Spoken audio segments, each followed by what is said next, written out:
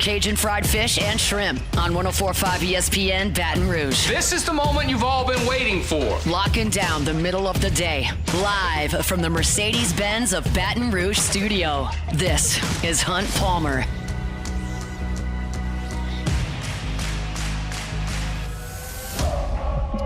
Welcome in. Hunt Palmer coming to you from the Mercedes-Benz of Baton Rouge studio downtown in the capital city on this Football Friday. That means we're brought to you by Cork's Cajun Fried Fish and Shrimp. Got Jacob Beck and Cassie Spazzali back there on the ones and twos. And fired up, you're with us to close out your work week. If you're done, congrats, enjoy. Not quite to the finish line yet. We'll get you there here on 104.5 ESPN Baton Rouge. Preston Guy in his normal spot here in 15 minutes. Our NFL table setter coming up in 30 minutes. Got some sound from Elijah Haven, number one player in the nation, according to 24/7 Sports. In this sophomore class, he was with Matt Moscona on After Further Review yesterday, so we'll hear some of that sound, and I'll react to it. Got to pick our SEC games against the spread. Last week was atrocious. We've got to get back on the right track. We've got a plan. We've got to execute. We'll do that in hour number 2. I'm looking at Heisman Trophy odds as well. We got some take it or leave it, so plenty to do. But I will be candid with you. I'll be frank with you. I can tell LSU's not playing tomorrow. I can tell there's not quite the same amount of juice on this Friday. It's okay. They don't have to play every week. It's good that LSU can get some time off. I'm glad that LSU's got its feet up on the couch while Ole Miss is knocking skulls with South Carolina. It's okay. I understand that it's got to happen. But I can feel it, and you probably can too. Probably wasn't quite as anticipatory a week around here. Certainly it hurts that the Saints aren't playing on Sunday, although they do have a huge national spotlight on Monday night. Just not the same vibes on a Football Friday that we normally have, but we'll make the best of it. We'll start with LSU football here at the top of the show. I wrote a story on LouisianaSports.net, and this is one of those, and I tell you all about this all the time. I just kind of have an idea and start climbing down a rabbit hole. And I feel like 7 times out of 10, the idea that I have is confirmed by stats. Sometimes I dive in and I go, oh, that was really wrong. The numbers don't suggest what I was looking at. It happens in every sport that I cover, football, basketball, baseball. It happens all the time. But today I thought, I've kind of exhausted all of LSU's content they've presented to us this week. Brian Kelly only met with the media twice. There were no player interviews. The last game is 5 days in the rearview mirror. What's 5-6 days in the rearview mirror? What do I want to talk about? And I kind of started thinking about offensive balance, because we know that LSU has thrown the ball very successfully this year, and we know they have struggled at times to run the ball. I wouldn't call the running game a disaster, but I would suggest they've had their issues trying to sustain the ground game. And then I thought even further, I went, well, let's see. Let's go look at every first down that LSU's had this entire season. Okay, I can do that. So I did. It's only 5 games. I can go through 5 games worth of every first down. Because second down, you're beholden to whatever happened on first down. If you get a holding penalty and you're backed up and all of a sudden you've got 2nd and 18, you're going to throw the ball a lot. And on third down, you're pretty much entirely dictated on down and distance at that point what you're going to do. But first down, you've got the full deck of cards at your disposal. You can do whatever it is that you want. And in my head, when I sat down and started this exercise, I was going, I bet LSU's thrown the ball way more on first down than they've run it. And I bet they've had more success throwing it than running it on that down. But I didn't know. I haven't charted that 1 second all year. I haven't looked at it for a second. It's not something I usually have time to do for the post-game show that's 30 minutes after the game ends, and it's just not something I've done during this time slot. So I thought, let's go do that. So I did. And I was a little surprised, and it's been a month and change, so you realize that your memory's not perfect and your recollection of the game's not perfect. But LSU actually ran the ball more times on first down against USC, Southern Cal, than they threw it. LSU ran the ball on 17 first down plays against USC and threw it on 12. Since then, it has been far, far different. In wins over Nicholls, South Carolina, UCLA, and South Alabama, LSU has had a first down 127 times. I've taken out some snaps that I called garbage time. I really only feel like it applied once you got up 42-10 versus South Alabama before you got to the fourth quarter. At that point, I scrapped everything because that doesn't really represent what you're trying to do. So I took the snaps that I thought were representative. That's 127 plays.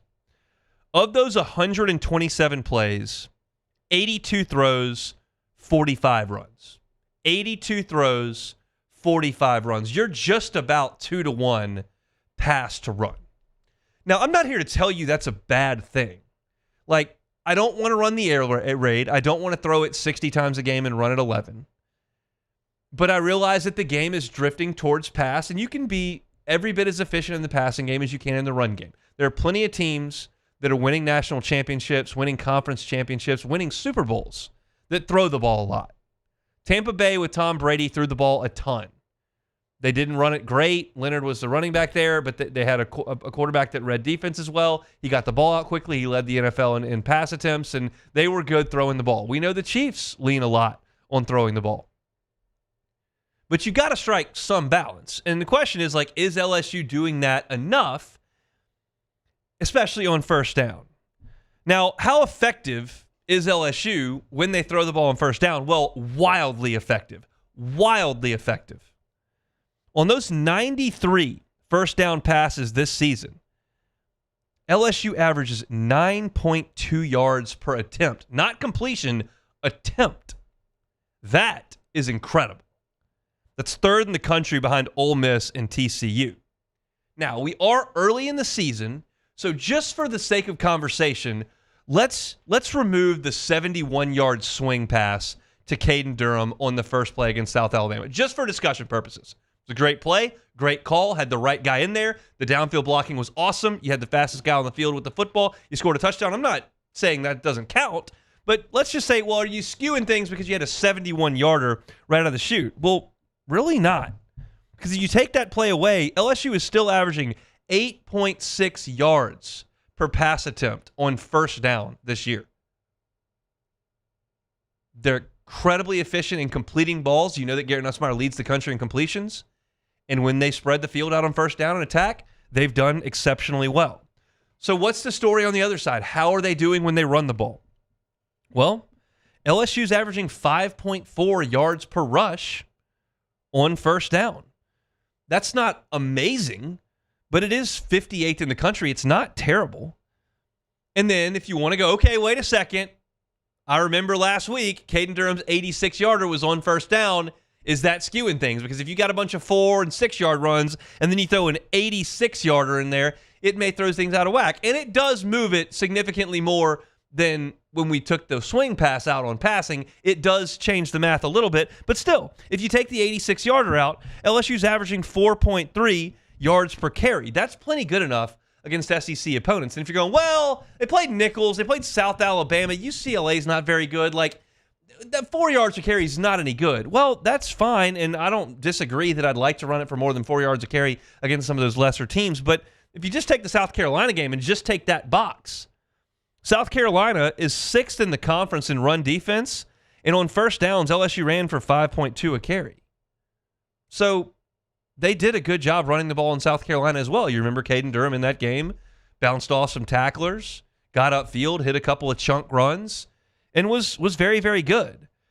So all this is to say, this is a week in the bye week where you can self-scout and you can look at your tendencies and you can maybe take a chance to come away from the game plan and dealing with how you want to match up against that safety or what that nickel guy does or how you got to block that rush in, and you're dealing with those 11 to 15 guys that you're really worried about on the defense, and you can look at yourself internally for a little bit.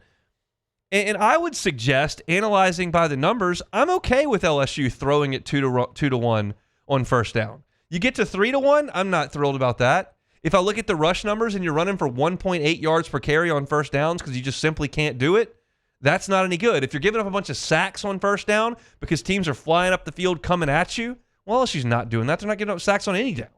So to me, as I look at this, as I initially set out to do what are they doing on first down? And as I look at it, they've been very, very good on first down. And because they've been very, very good on first down, there's a product to that, and it's third down. And we all know how vital third down is. Well, LSU is 13th in the country in third down conversions. Why? Because you're awesome on first down. They got to keep trying to run it, keep doing so at 3, 4, 5 yards a pop with an understanding that, hey, if we spread the field with 3 wide receivers and a tight end and we put a running back there and our tackles go to work, our quarterback is going to complete as many of those quote-unquote easy first down throws as we can give him. He's as good as anybody in the country at that.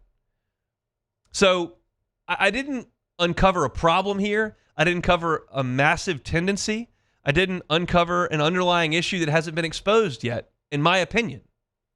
I think you just see a preference, something that's pretty modern, playing to your strengths and extreme efficiency on first down.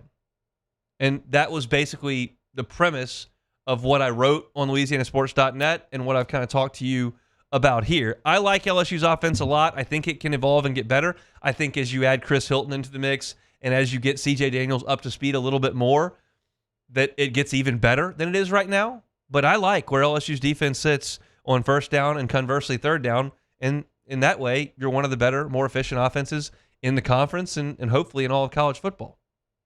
Just a look inside the numbers there. LSU on first downs.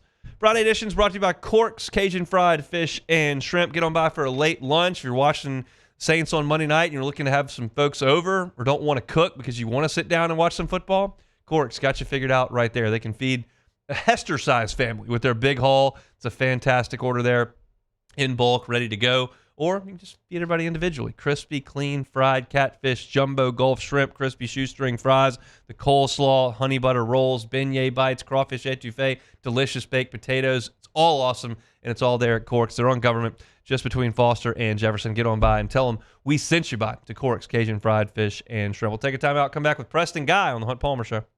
The Hunt Palmer Show. Audio, video, security solutions, AVSSLA.com.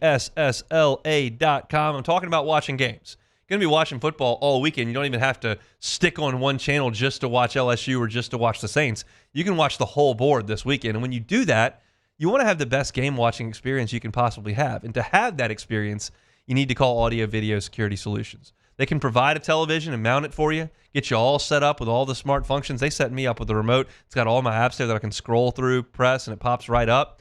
The kiddo's in there. We got to go to Disney Plus. Bluey's a must. If I'm there, we're probably going to the MLB app or the ESPN app. We've got everything there right there on the smartphone, and they hooked it all up for us. I didn't lift a finger. It's fantastic. They can do your surround sound. They can hook all of your sound up to the speakers inside that surround sound so that all the TVs are synced up to one sound. It's great, great stuff that Mitchell Fisher and his team can do for you, and you won't know unless you have them come out, do that consultation, and start the process with Audio, Video, Security Solutions. The first thing you got to do is call Mitchell Fisher, and I'm giving you a cell phone number, 225-439-7920, 225-439-7920. He'll start the process with you. They'll come out, and they'll get you all taken care of so that your house is the place to watch every big game. It's Audio, Video, Security Solutions. Check them out online, avssla.com. Electricity is all around us, and our families depend on it. Every day is sparked by the power of a cold drink or a warm meal, a movie night, and a comforting light at the end of a dark hallway. From sunrise to sunset, playtime to bedtime, our team is ready to take care of your electrical needs. Even in the case of an after-hours emergency, the light in your life shines brighter with Mr. Electric. Bayou Ford has the new inventory to get you in a new Ford truck or SUV today, or customize your next vehicle just the way you want it. All new Bayou Ford vehicles come with a 1 million mile powertrain warranty. The crew at Bayou Ford is going to do right by you.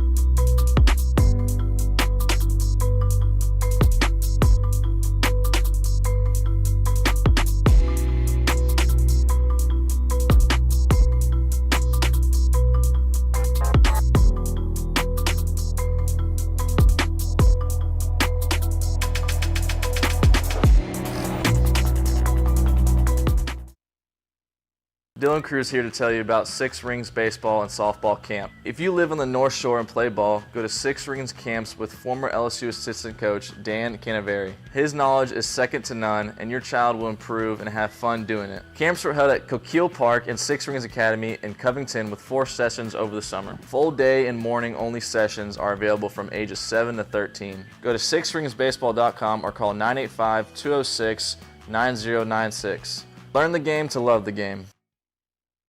Breck teamed up to reimagine your parks, and you imagined big. With your help, we went to work, creating 12 beautiful community parks across the parish. A family-sized water park, miles and miles of trails, and parks just for your dogs. There are more places to splash, to explore, to run wild, and even soar. You imagined, we delivered. Gold. Breck, your #1 park system in the nation. There it is, the extra mile, on the border of expected and extraordinary for those willing to go further, like vans customized for work or play, with safety and tech to keep you connected, supported by a 5-star sales, service, and finance team, and backed by the 1-star you know. So go the extra mile. It's never crowded, because so few have what it takes to go there. Mercedes-Benz Vans. Gulf Coast Bank and Trust is giving our customers the power to bank anywhere, anytime during this challenging event. And we're right there with you. Our mobile banking app is a smart way. You're listening to The Hunt Palmer Show, brought to you by Corks, Cajun Fried Fish and Shrimp.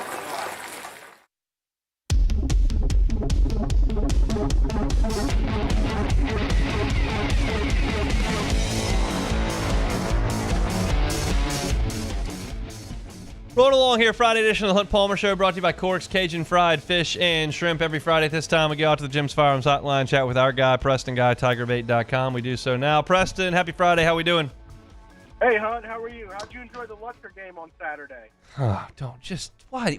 That is so far in the rearview mirror. That's 6 days ago, and now you're going to pick that scab. It's going to bleed all over the place.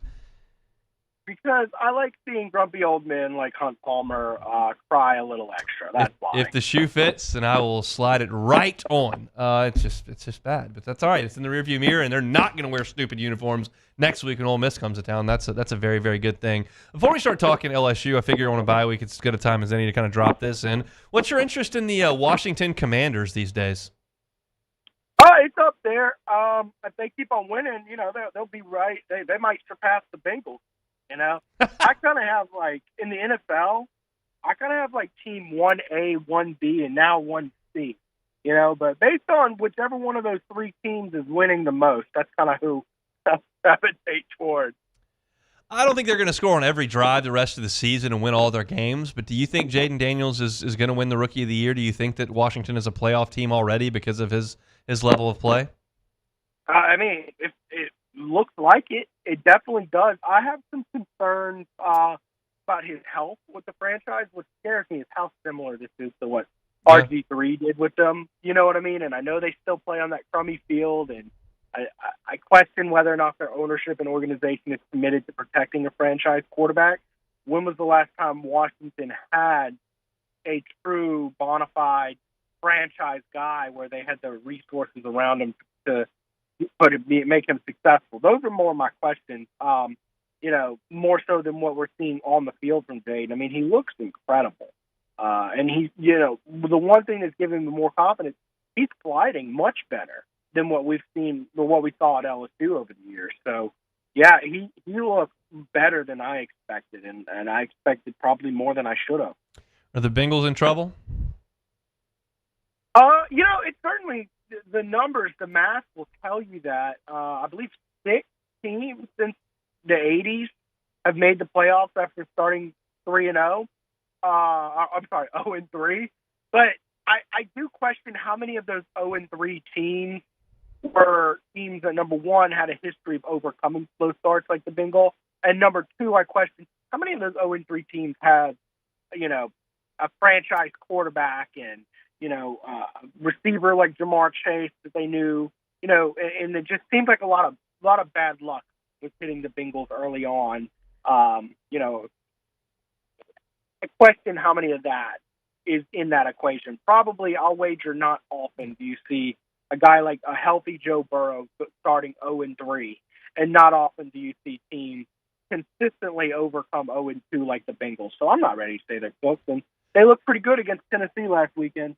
We'll see. They got the Ravens in Cincinnati coming up on Sunday. All right, let's talk LSU. Did you take anything from the defensive effort against South Alabama? Yeah, I mean, that was a top 10 offense statistically. And of course, you can bring up who they were playing, and I understand that. That's a valid argument. But the point is that was a prolific offense, and you saw why it might be tricky to stop. I don't think that that's an offense a year ago. This defense is holding to 10 points, right? There's certain key moments in that game where they needed to step up, and they did.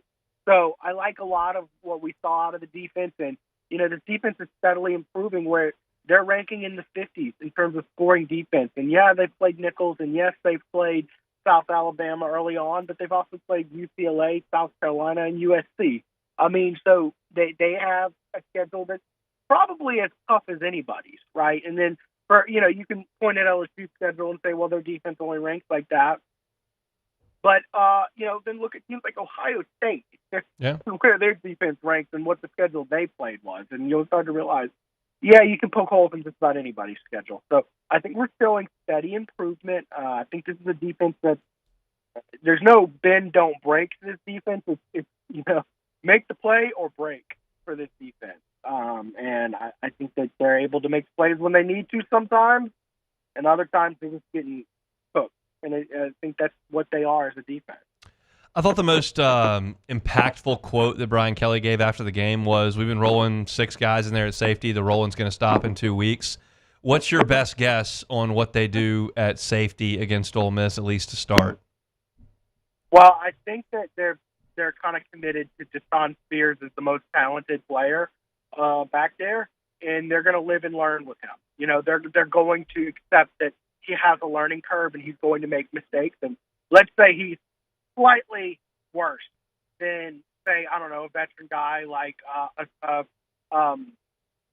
Sage Ryan or something like that back there, right? Who do you think is going to improve more after those mistakes? The fifth-year safety who hadn't lived up to his recruiting billing, or the true freshman high 4-star? Of course, it's going to be Deshaun Spears, who improves more with each and every mistake. And then probably Jordan Gilbert is who I assume will be back there, but we'll see. They could go a couple different directions. And then the star is going to be a question, too, now, if they put Toviano at purely a star back and stop rotating him around. Will he fight for reps? Because he hadn't gotten any significant reps, but Brian Kelly's talking about like they want him to, or does Major Burns hold on to that? We all know that Toviano had legal issues at the end of the summer, Sure. And we know that he wasn't participating fully in practice when we were allowed out there early. We also know he was a 4-star recruit and did play some last year. So why do you think he hasn't been used on defense really at all? Obviously since fall camp, and remember, we got kicked out of fall camp earlier Yeah. than we did last year. So we didn't get as good of a look. I really like to end the fall camp looks. I know a lot of media guys say, we've been here 3 weeks. We've seen what we need to see. I really like to see how the team comes together at the end of fall camp. We didn't get that. So I don't have a full answer, and I have to lean on trusting what Brian Kelly is saying. I really do believe that they've been trying to find a home for him. Is he a corner? Is he a safety? Is he a star? And they've really just now kind of decided, okay, we got to make a decision. You go and start. That's what I think. But no, he hasn't gotten any substantial reps this year. I believe he played a little bit of garbage time against South Alabama, and I remember saying, man, I hadn't seen much of him this year. But we'll see. I think he's got a ton of talent, but I know people like to bemoan Major Burns, but he does make plays every here and there, and he is a big-bodied guy. And sometimes you take that veteran presence for granted every time you see him get burnt downfield. How big a difference is the corner duo Zy Alexander and Ashton Stamps to Ashton Stamps and, say, P.J. Woodland, or Ashton Stamps and J.K. Johnson?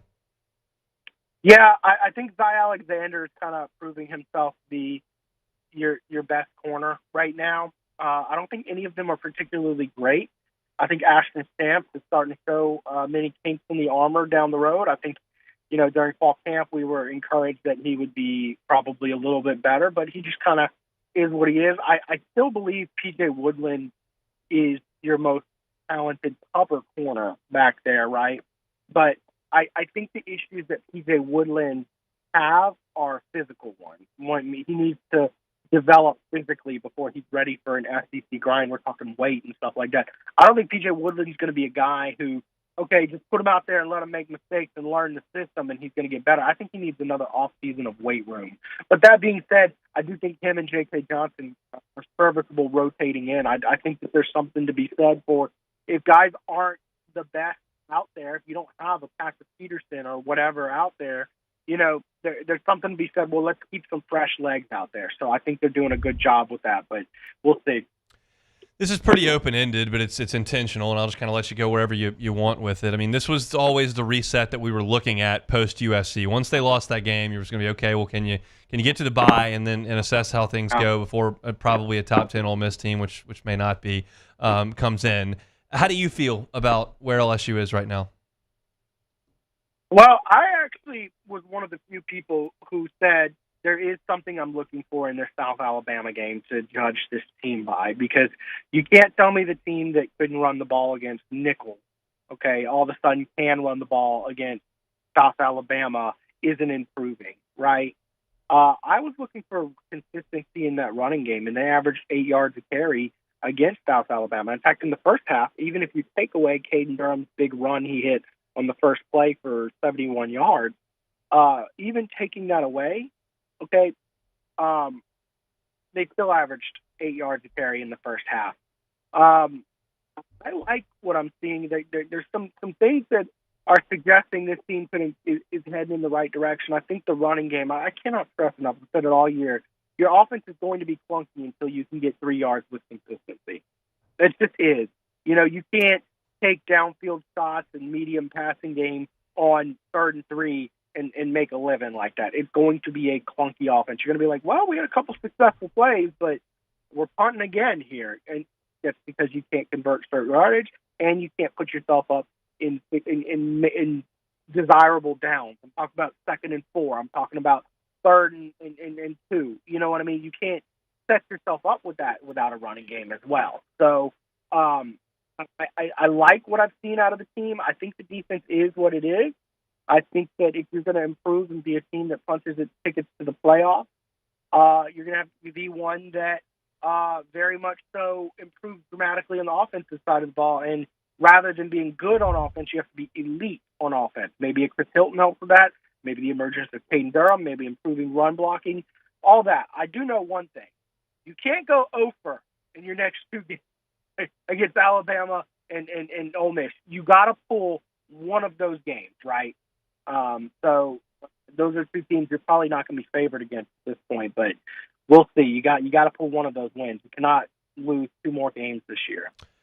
You saw a lot of South Carolina when LSU went to Columbia. I personally was really impressed with their defensive front against what I really do believe to be a good LSU offensive line, and they made them look pretty average that day. What do you think happens tomorrow in Columbia, Ole Miss and South Carolina? Yeah, I don't have any kind of score prediction. I do think Ole Miss wins the game, even though if you use transitive properties, well, South Carolina beat the heck out of Kentucky. It wasn't even close. Then Kentucky beat them. I get that, but I do think it is a revenge game. Teams when they lose, they tend to tighten up and play with a sense of urgency the next week.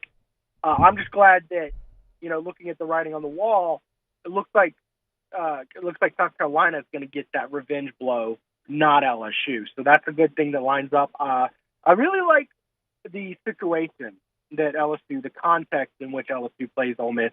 LSU gets a bye, Ole Miss loses to Kentucky, and then goes to South Carolina, a team that's very physical.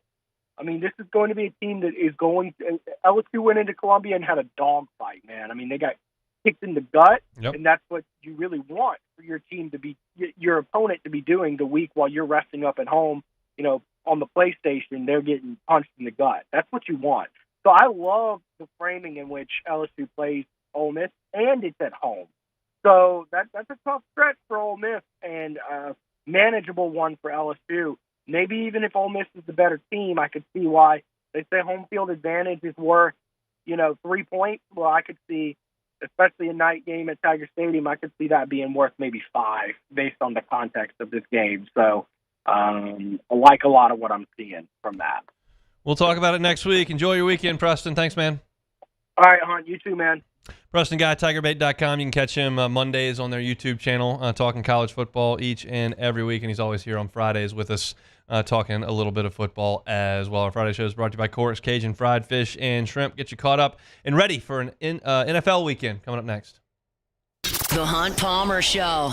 Highland Insurance Group, HighlandIG.com is that website. I know you'll remember the feeling of 2 weeks ago when you were sitting here in South Louisiana, wherever you may be, and that storm's coming. And you're going, man, well, I don't know what's going to happen. And that's an uncomfortable feeling, and we have that all the time down here. But you feel better about things if you've got the proper insurance coverage. If you're a business owner and you're not exactly sure what your property and casualty insurance policies say, what your deductibles look like, what your co-insurance penalties may be, what your total insured value is, whether or not that's right. There are a lot of issues that can arise when one of those storms comes through. And if you don't know, because you're worried about doing what you're doing and running your business, and you're just getting the cheapest insurance you can find, that's a potential problem. Highland Insurance Group can help you with that. Call Jonathan Carver and his team. Go to HighlandIG.com and have them come in and just look at your policies. They'll take a look at everything and make sure that everything is on the up and up, so that when those storms come in, you've got the peace of mind knowing, hey, this is not great, and things may be shaky here for a little bit, but we're covered if there's a crisis. That's a comforting feeling. So whether it's property, whether it's employment practice liability, crime, cyber, D&O, an umbrella, all those lines of coverage you may or may not be familiar with as a business owner, they are at Highland Insurance Group, and they can put you in the right position. So go to HighlandIG.com, HighlandIG.com, and make sure that your insurance program has you protected as you run your business. You need to worry about handling your business. They'll worry about the insurance. It's Highland Insurance Group, HighlandIG.com. It's an everyday thing here. We work horses in the mornings and we work on the property during the day, and without these John Deere tractors, it'd almost be impossible to keep up with the place. I've dealt with some of the other colors and stuff, and I never really got the response back that I get from John Deere, We really enjoy dealing with Sunshine. They're good people. They always check on us and make sure our equipment's running, and we love them. Flip the switch and learn more about what it means to be powered by Sunshine at sunequip.com. The Windsor Senior Living Community in Mandeville, Louisiana is a beautiful, vibrant apartment community geared toward seniors. They are nestled right in the heart of Mandeville, where seniors live a more carefree lifestyle in spacious apartments with the peace of mind that comes from having a little extra help. Call the Windsor at 985-624-8040 to schedule a lunch and tour. Come see how the Windsor can be your passport to peace of mind. Bayou Chrysler's Dodge Jeep Ram has back-to-school savings like $16,000 off 25 Ram 1500 trucks. We're open for business in our beautiful new showroom and taking $16,000 off. All new Bayou vehicles come with a complimentary extended warranty. The crew at Bayou Automotive is going to do right by you.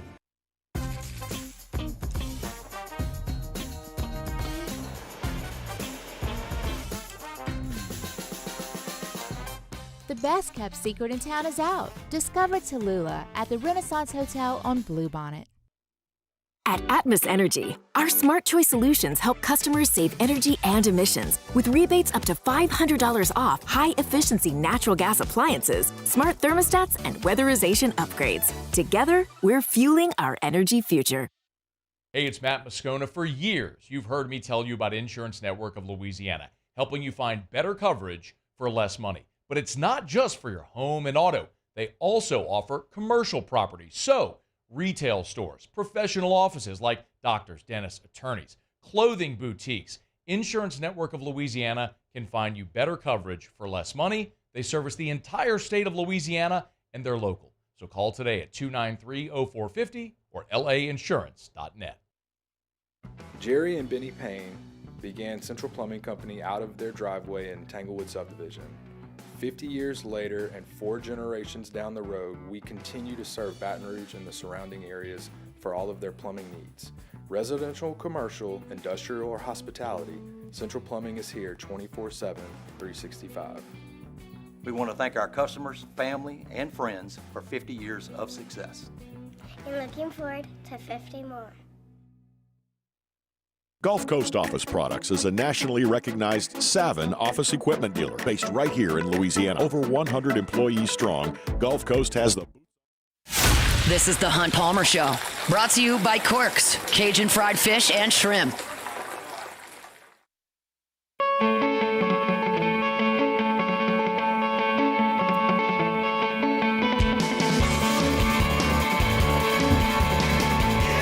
Football Fridays all season long here, live and local on 104.5 ESPN Baton Rouge. We get you started every Friday morning at Off the Bench, 7 to 10 a.m. Live at Lunch Boys, crank up at 10 a.m. from Ruffino's. Charles Hendrick and Jimmy Ott, 10 to 1. I'm in my normal spot here, 1 to 3 on the Hunt Palmer Show, and Matt always with you 3 to 6. After Matt finishes things up, Cade Wassa and his cast of thousands. Louisiana Prep Preview, they'll be with you at 6 o'clock tonight. Catholic High has a bye this week, so Cade will start things off at 6 o'clock. They'll go to about 6:45, and then they'll step aside after all the high school action is done in the state of Louisiana.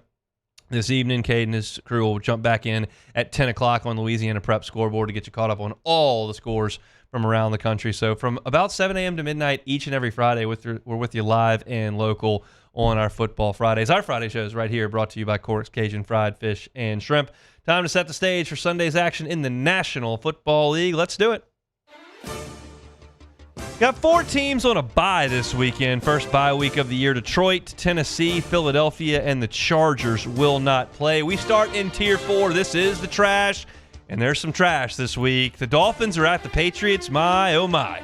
Tyler Huntley's at quarterback for Miami. These are the lowest 2 scoring offenses in the NFL. Miami's just a tinge into double digits at this point. They can't move the ball at all without Tua, and that's all those wide receivers and running backs out there. They can't move it at all. Tyler Huntley stinks. The Dolphins stink. They're at the Patriots. Colts at the Jaguars. The Colts have not won a road game in Jacksonville since 2014.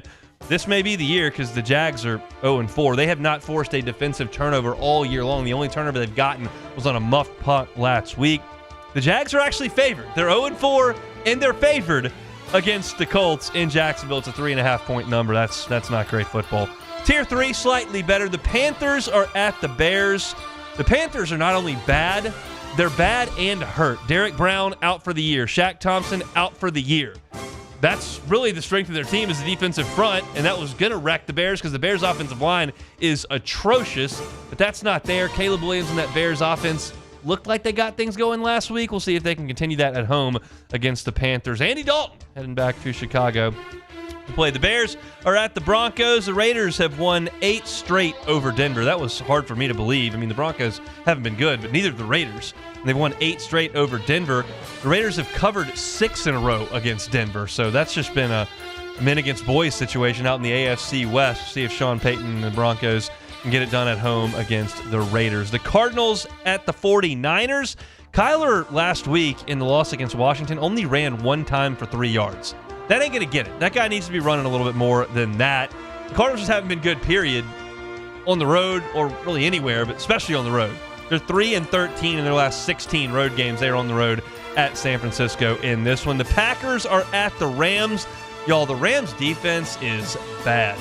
They miss Aaron Donald in a big way. They give up the most yards per play in the NFL at 6.5, second most yards per game at 385, and the second most points per game at almost 30, 28.8. They're missing Aaron Donald out there in SoCal. The Packers are at the Rams. And the last one in Tier 3 here, the Giants are at the Seahawks.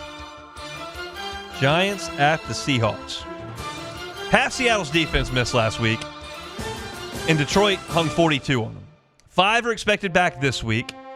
And then if you look at the Giants, all 4 of their games have gone under the total. I like the defenses here. 43.5 is the number. I very much like any defense I like against the Giants. Shout out Malik, but they're not good. That game is in Seattle. Here comes the better stuff. Tier 2, the Jets are at the Vikings. That game's in London. Minnesota is 4-0 on the season. Justin Jefferson needs a receiving touchdown on this one to become the first Vikings wide receiver with a receiving touchdown in the first 5 games since Randy Moss did that. He's doing a lot of things for the first time since Randy Moss in Minnesota. The Browns are at the Commanders. The Browns are the worst in the NFL at allowing yards after contact. What happened to that great Browns defense? It hasn't been there thus far, and they got the Commanders are high flying right now. Jaden's 4 rushing touchdowns. in the first 4 games are tied for the most all-time. The only 2 quarterbacks since 1970 with rushing touchdowns in their first 5 starts in the NFL, Cam Newton and Anthony Richardson. We'll see if another SEC quarterback can do it against Cleveland coming up on Sunday. And the Cowboys and Steelers are Sunday night football. Cowboys defense in trouble. They got no Micah Parsons. They got no DeMarcus Lawrence. They're also the worst rushing team in the NFL. Now Brandon Cooks is out. Dak has no help. He has no help with this Dallas team. The Steelers, I don't think are that good, but Mike Tomlin is that good. They just keep winning games. They're 3-1 on the season. They host Dallas. I expect them to go to 4-1 in that one. Tier 1, the best of the best this weekend in the NFL. You might roll your eyes if I put the Bengals in this category, but I'm going to because the Ravens don't have a good record either. They're playing well. They don't have a good record. The Bengals really aren't playing well, and they don't have a good record either. But the Bengals are right back in this thing if they can win, and they're at home. The Ravens secondary has given up the most 20-yard catches in the NFL this season. Time for Jamar and the boys to get going in Cincinnati. The Bengals win that, and we don't think Cleveland's any good, and I don't think the Steelers are that good. The Bengals are right back in this thing. If they lose, they're in big trouble. That's a huge game in the AFC North. And the last one in Tier 1, the Bills are at the Texans. Von Miller is suspended. That's not good. If Josh Allen throws and it doesn't throw an interception, it'll be the longest streak in franchise history to start a season without a pick. The Bills give up more fantasy points than anyone to opposing running backs. Joe Mixon is out. Cam Akers, did he have a big day? We'll see. That's it for our NFL tiers. We were a little bit late on the music. Yeah, you just went a little bit too long there. It was like 10 seconds. But that's all right. That's our look at the NFL slate. As I look at things, I mean, Ravens at Bengals, obviously, to me, is the biggest game of the weekend. I mentioned that in Best Win last week.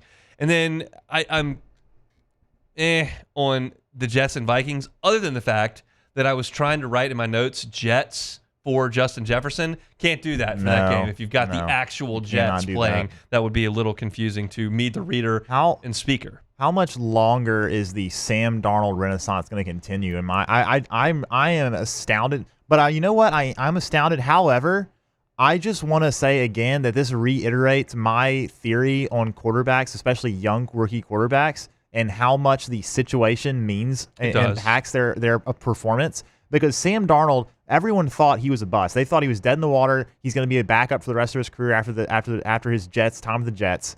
And now he's got the Vikings at 4-0, and he's been playing incredible. I have a theory. Okay. The margins are so absurdly thin in the NFL that the difference between 4-0 and 0-4 isn't that much. I don't disagree with you, but it's not that they're 4-0. He's playing well too. It's not like he's just managing the game. He's playing better than Trevor Lawrence, and they're 0-4. He is. But he is. Look at the Saints, for instance. Like, they did have 2 blowouts. They could have won the last 2 games, and they lost them both. It's just like there are so many games in the NFL that come down to the last 5.5 minutes of the game. I agree with you. My point isn't that they're 4-0. My point is that he's playing well. Like he looks like a completely different quarterback, and I think it's because the Vikings have a much better organization and they have a much better team than the Jets had when he was there. Can't do much worse than that Jets situation. You No, you can't. That's maybe the Bears, but you know. I would like the Bears to be good. It makes all my Chicago people a little happier, and they're just perpetually terrible. It just is what it is. And maybe they've got this figured out. Caleb Williams played good last week. How about the Miracle Mets, though? Frank the Tank was... We're going to talk about that a little bit later. We come back. Elijah Haven, best 15-year-old in the country, is right here in Baton Rouge. He was in Matt Moscona. They talked about LSU, his relationship with the staff, whether or not he's an LSU fan. So we'll take that from an LSU perspective coming up next. The Hunt Palmer Show. Evolve Physical Therapy and Sports. EvolvePT.com is the website. Look, they take rehabilitation very seriously over at Evolve Physical Therapy and Sports. If you have gotten injured and you've gone to see an MD and they've said, yeah, go get some physical therapy, here's where we think you should go, like, check that out. And you show up and you get there and they hand you a little printout and say, hey, here's some stretches you can do, some exercises you can do. You can do them at home if you want. Come on back in a week. We'll see how you're doing. That's not rehabilitation. That's not what you're going to get at Evolve Physical Therapy and Sports. You walk in and see Robbie Bolton and his team. Been at it for 20 years. They're going to be with you from start to finish, making sure that you're making progress, getting rid of that pain, regaining the strength that you need to get back to being your active self. That's the point of rehabilitation and physical therapy, and they take it very, very seriously at Evolve Physical Therapy and Sports. They've got a ton of technology over there, cupping, scraping, isokinetic testing. They've also got dry needling. They'll do what it takes to get you back to being your active self. Doesn't matter your age. Youth athletes, people retirement age, if you're trying to get back on on the running track, you're trying to get back on the golf course, the pickleball court, just trying to feel better. You can do that at Evolve Physical Therapy and Sports. Check them out online, evolvept.com, or stop in. They're on Starring near Highland Road. Right by Sammy's Grill. Evolve Physical Therapy and Sports, evolvept.com. Bayou Ford has the new inventory to get you in a new Ford truck or SUV today, or customize your next vehicle just the way you want it. All new Bayou Ford vehicles come with a 1 million mile powertrain warranty. The crew at Bayou Ford is going to do right by you.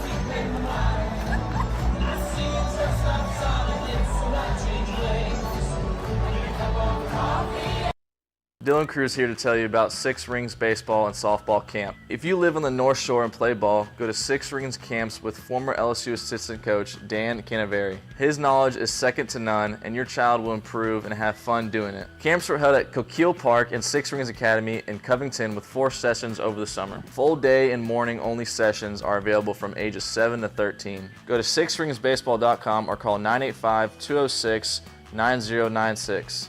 Learn the game to love the game. There it is, the extra mile, on the border of expected and extraordinary, for those willing to go further, like vans customized for work or play, with safety and tech to keep you connected, supported by a 5-star sales, service, and finance team, and backed by the 1-star you know. So go the extra mile. It's never crowded, because so few have what it takes to go there. Mercedes-Benz Vans. Breck teamed up to reimagine your parks, and you imagined big. With your help, we went to work, creating 12 beautiful community parks across the parish. A family-sized water park, miles and miles of trails, and parks just for your dogs. There are more places to splash, to explore, to run wild, and even soar. You imagined, we delivered. Gold. Breck, your #1 park system in the nation. Electricity is all around us, and our families depend on it. Every day is sparked by the power of a cold drink or a warm meal, a movie night, and a comforting light at the end of a dark hallway. From sunrise to sunset, playtime to bedtime, our team is ready to take care of your electrical needs. Even in the case of an after-hours emergency, the light in your life shines brighter with Mr. Electric.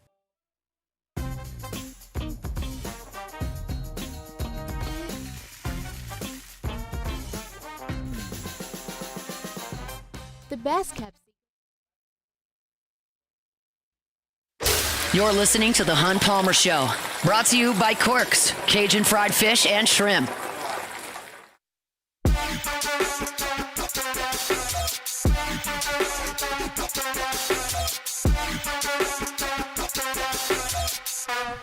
Closing up hour number 1 here. Yesterday on After Further Review, Matt Moscona spent a lot of time, 30 minutes with Elijah Haven, who's a sophomore at Dunham, the #1 player in the country by 24/7 Sports. He's a quarterback there, and I could not have been more impressed with Elijah Haven's interview. If you want to check it out, you can on YouTube. There's also a story up on LouisianaSports.net where I transcribed everything that he said, and we've got the video up there as well, so you can check that out. But I wanted to talk a little bit about what he had to say, and the first cut we have here is what happened when he was named the #1 player in the nation. What does that mean for a 15-year-old kid in terms of social media? It was pretty crazy. Social media was definitely blowing up. Coaches, I think after the ranking came out, Auburn started contacting. So, it was just a full cycle. Social media was blowing up, Instagram, Twitter, and then, obviously the recruiting part, coaches, they hear about the #1 player. They obviously want to try to, get to know him and build a relationship with him. So, it was definitely a crazy process. So Matt followed up a little bit later in the interview and asked the question that every single person here that's an LSU fan wants to hear about. The #1 player in the nation grows up in Baton Rouge. What's the obvious question that you've got to ask? Grew up an LSU fan? Are you an LSU fan? Yeah, I did. Okay, So well, that's a start. That's a start for LSU fans. He did kind of grow up an LSU fan. That's where you want to start things. But he continued on to kind of talk about the process with LSU. Yeah. What have been your impressions of? And I love Joe Sloan, by the way. Just full disclosure. What have been your impressions of Joe? Coach Sloan. Great coach. He tries to get to know my family, and me as a person, not just me as an athlete and a football player. So I definitely appreciated that from him. But he started recruiting me about last year. So we've been building a great relationship ever since. He checks up on me, wants to know how I'm doing on and off the field. So just a great coach. I would love to pray for him for one day and looking to keep building the relationship. So that's good. I mean, Joe Sloan's obviously been in early. He was the one that contacted Elijah Haven to give that offer that they did give him a couple of weeks ago. And obviously, Joe Sloan's been in charge of the quarterbacks. He coached Jaden Daniels. He's doing a great job with Garrett Nussmeier, and that's a pretty good package to sell here that Joe Sloan has got. Elijah Haven was at the game back against UCLA, and Matt asked him what it was like for a kid from Baton Rouge to be able to go down on the field at Tiger Stadium. Yeah, I guess you could say a dream come true. You grow up watching LSU and, players like Joe Burrow and Jaden Daniels, and, it's just a blessing to have an opportunity to be a recruit now and, to be able to go see coaches like Joe Sloan and Coach Kelly, and I'm just very thankful unto God and, for putting me in this position. I'm just thankful for everything he's blessed me with, really. You grow up as a little kid watching, and to be in this position now, I'm just extremely grateful. This is the last one. How did LSU offer you a scholarship? We know that happened a couple of weeks ago, but Matt wanted the specifics on how that went down. And I was actually at a football game, Dutchtown, and he gave me the call, and he was just telling me how proud he was. He said we did it right. We didn't rush into, him offering me or anything like that, but we built a great relationship, and he just said he was honored to offer me, and I was just, I was ecstatic. Ecstatic is the word he used. So you're talking about a guy who says he grew up an LSU fan, said it was a dream come true to be on the field at Tiger Stadium, and then he was ecstatic he got that scholarship offer. That certainly does not mean that LSU is destined to land Elijah Haven here in a couple of years when he's a high school senior. Doesn't even mean Joe Sloan's going to be here in 2 years, but it's a good start. And I obviously have seen highlights of Elijah Haven, seen him play quarterback for Dunham as a 15-year-old sophomore. I've seen him on the basketball court where he is an absolute star. And then you listen to the interview, and I highly, highly recommend y'all go check that out. Wherever you get your podcast, you can search after Further Review. You can go to LouisianaSports.net. It's right there on the front page. The YouTube, you can find it there as well. The 30 minutes where he sat and talked to Matt, I cannot express how impressed I was with his polish and his poise and his perspective. Like, I sit here as a 36-year-old and talking to a microphone and try to be, relatively polished and informative and not knee-jerk and professional and all those things. And I, I've made a career out of it at this point. And I think about myself at 15, I would have been utterly petrified. I don't know if I'd have been able to get words out. I mean, I didn't do anything close to that at 15. I mean, I remember being terrified working for Channel 9 at a football camp trying to do a stand-up that wasn't even going to be broadcast anywhere. It was just going to be recorded by the camera. Had to do it 13 times in a row. And he comes in here with Matt in this set that can be intimidating for young people. It's just the office for us. But, like, I could not believe how poised he was. And so to see the package he's got of the athleticism, the talent, and the poise and polish, he is so impressive as a 15-year-old. And so LSU will certainly be all over him no matter who the offensive coordinator or the head coach is at that point. And certainly if it's Brian Kelly and Joe Sloan, you've got a great start and a great relationship and a foundation. We talked earlier this week about Colton Nussmeier's in the same class who got an offer.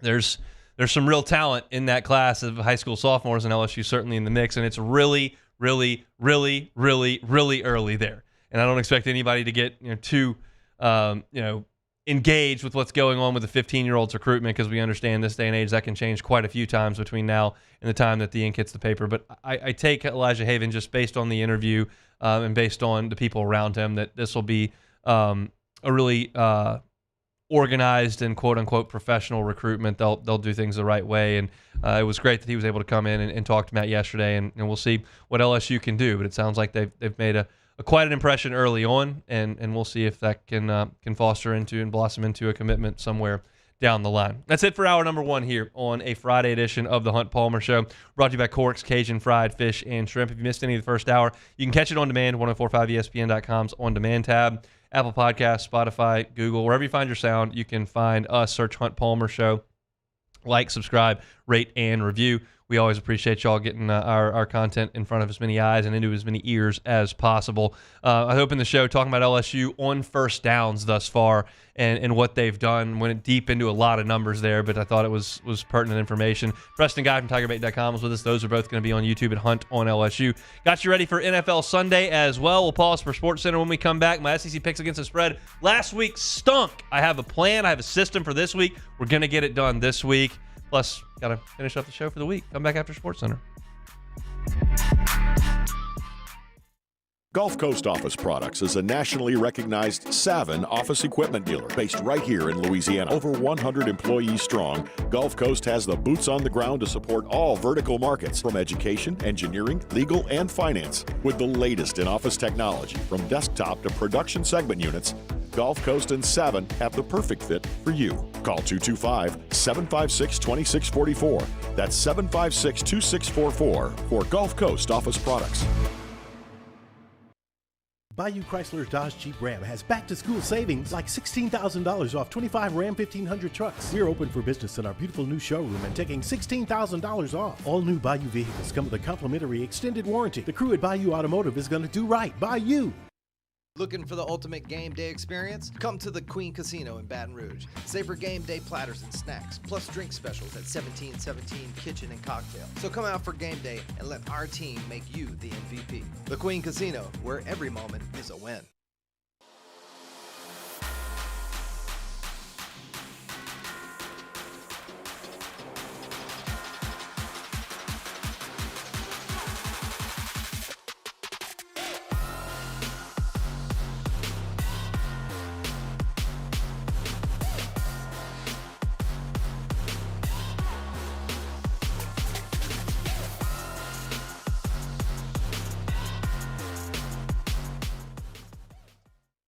Hey, it's Matt Moscona. For years, you've heard me tell you about Insurance Network of Louisiana, helping you find better coverage for less money. But it's not just for your home and auto. They also offer commercial property. So, retail stores, professional offices like doctors, dentists, attorneys, clothing boutiques. Insurance Network of Louisiana can find you better coverage for less money. They service the entire state of Louisiana, and they're local. So call today at 293-0450 or lainsurance.net. Jerry and Benny Payne began Central Plumbing Company out of their driveway in Tanglewood subdivision. 50 years later and 4 generations down the road, we continue to serve Baton Rouge and the surrounding areas for all of their plumbing needs. Residential, commercial, industrial, or hospitality, Central Plumbing is here 24/7, 365. We want to thank our customers, family, and friends for 50 years of success. And looking forward to 50 more. I've been doing business with Luba for 25 years. They're dependable, trustworthy. It's just the attention to detail with our clients. Our folks have years and years of experience. They're highly trained professionals, but many companies have that asset. What I'd like to think makes Luba a bit different is that we use those talents in a way that truly is dedicated to serving the needs of the folks who depend on us. There it is, the extra mile, on the border of expected and extraordinary, for those willing to go further, like vans customized for work or play, with safety and tech to keep you connected, supported by a 5-star sales, service, and finance team, and backed by the 1-star you know. So go the extra mile. It's never crowded, because so few have what it takes to go there. Mercedes-Benz Vans.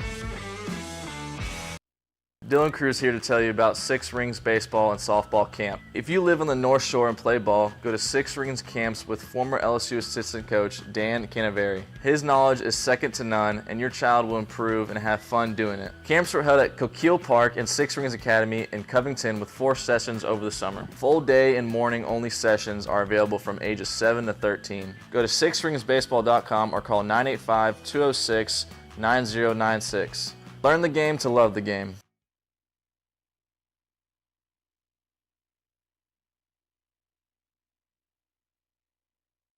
Sports Center.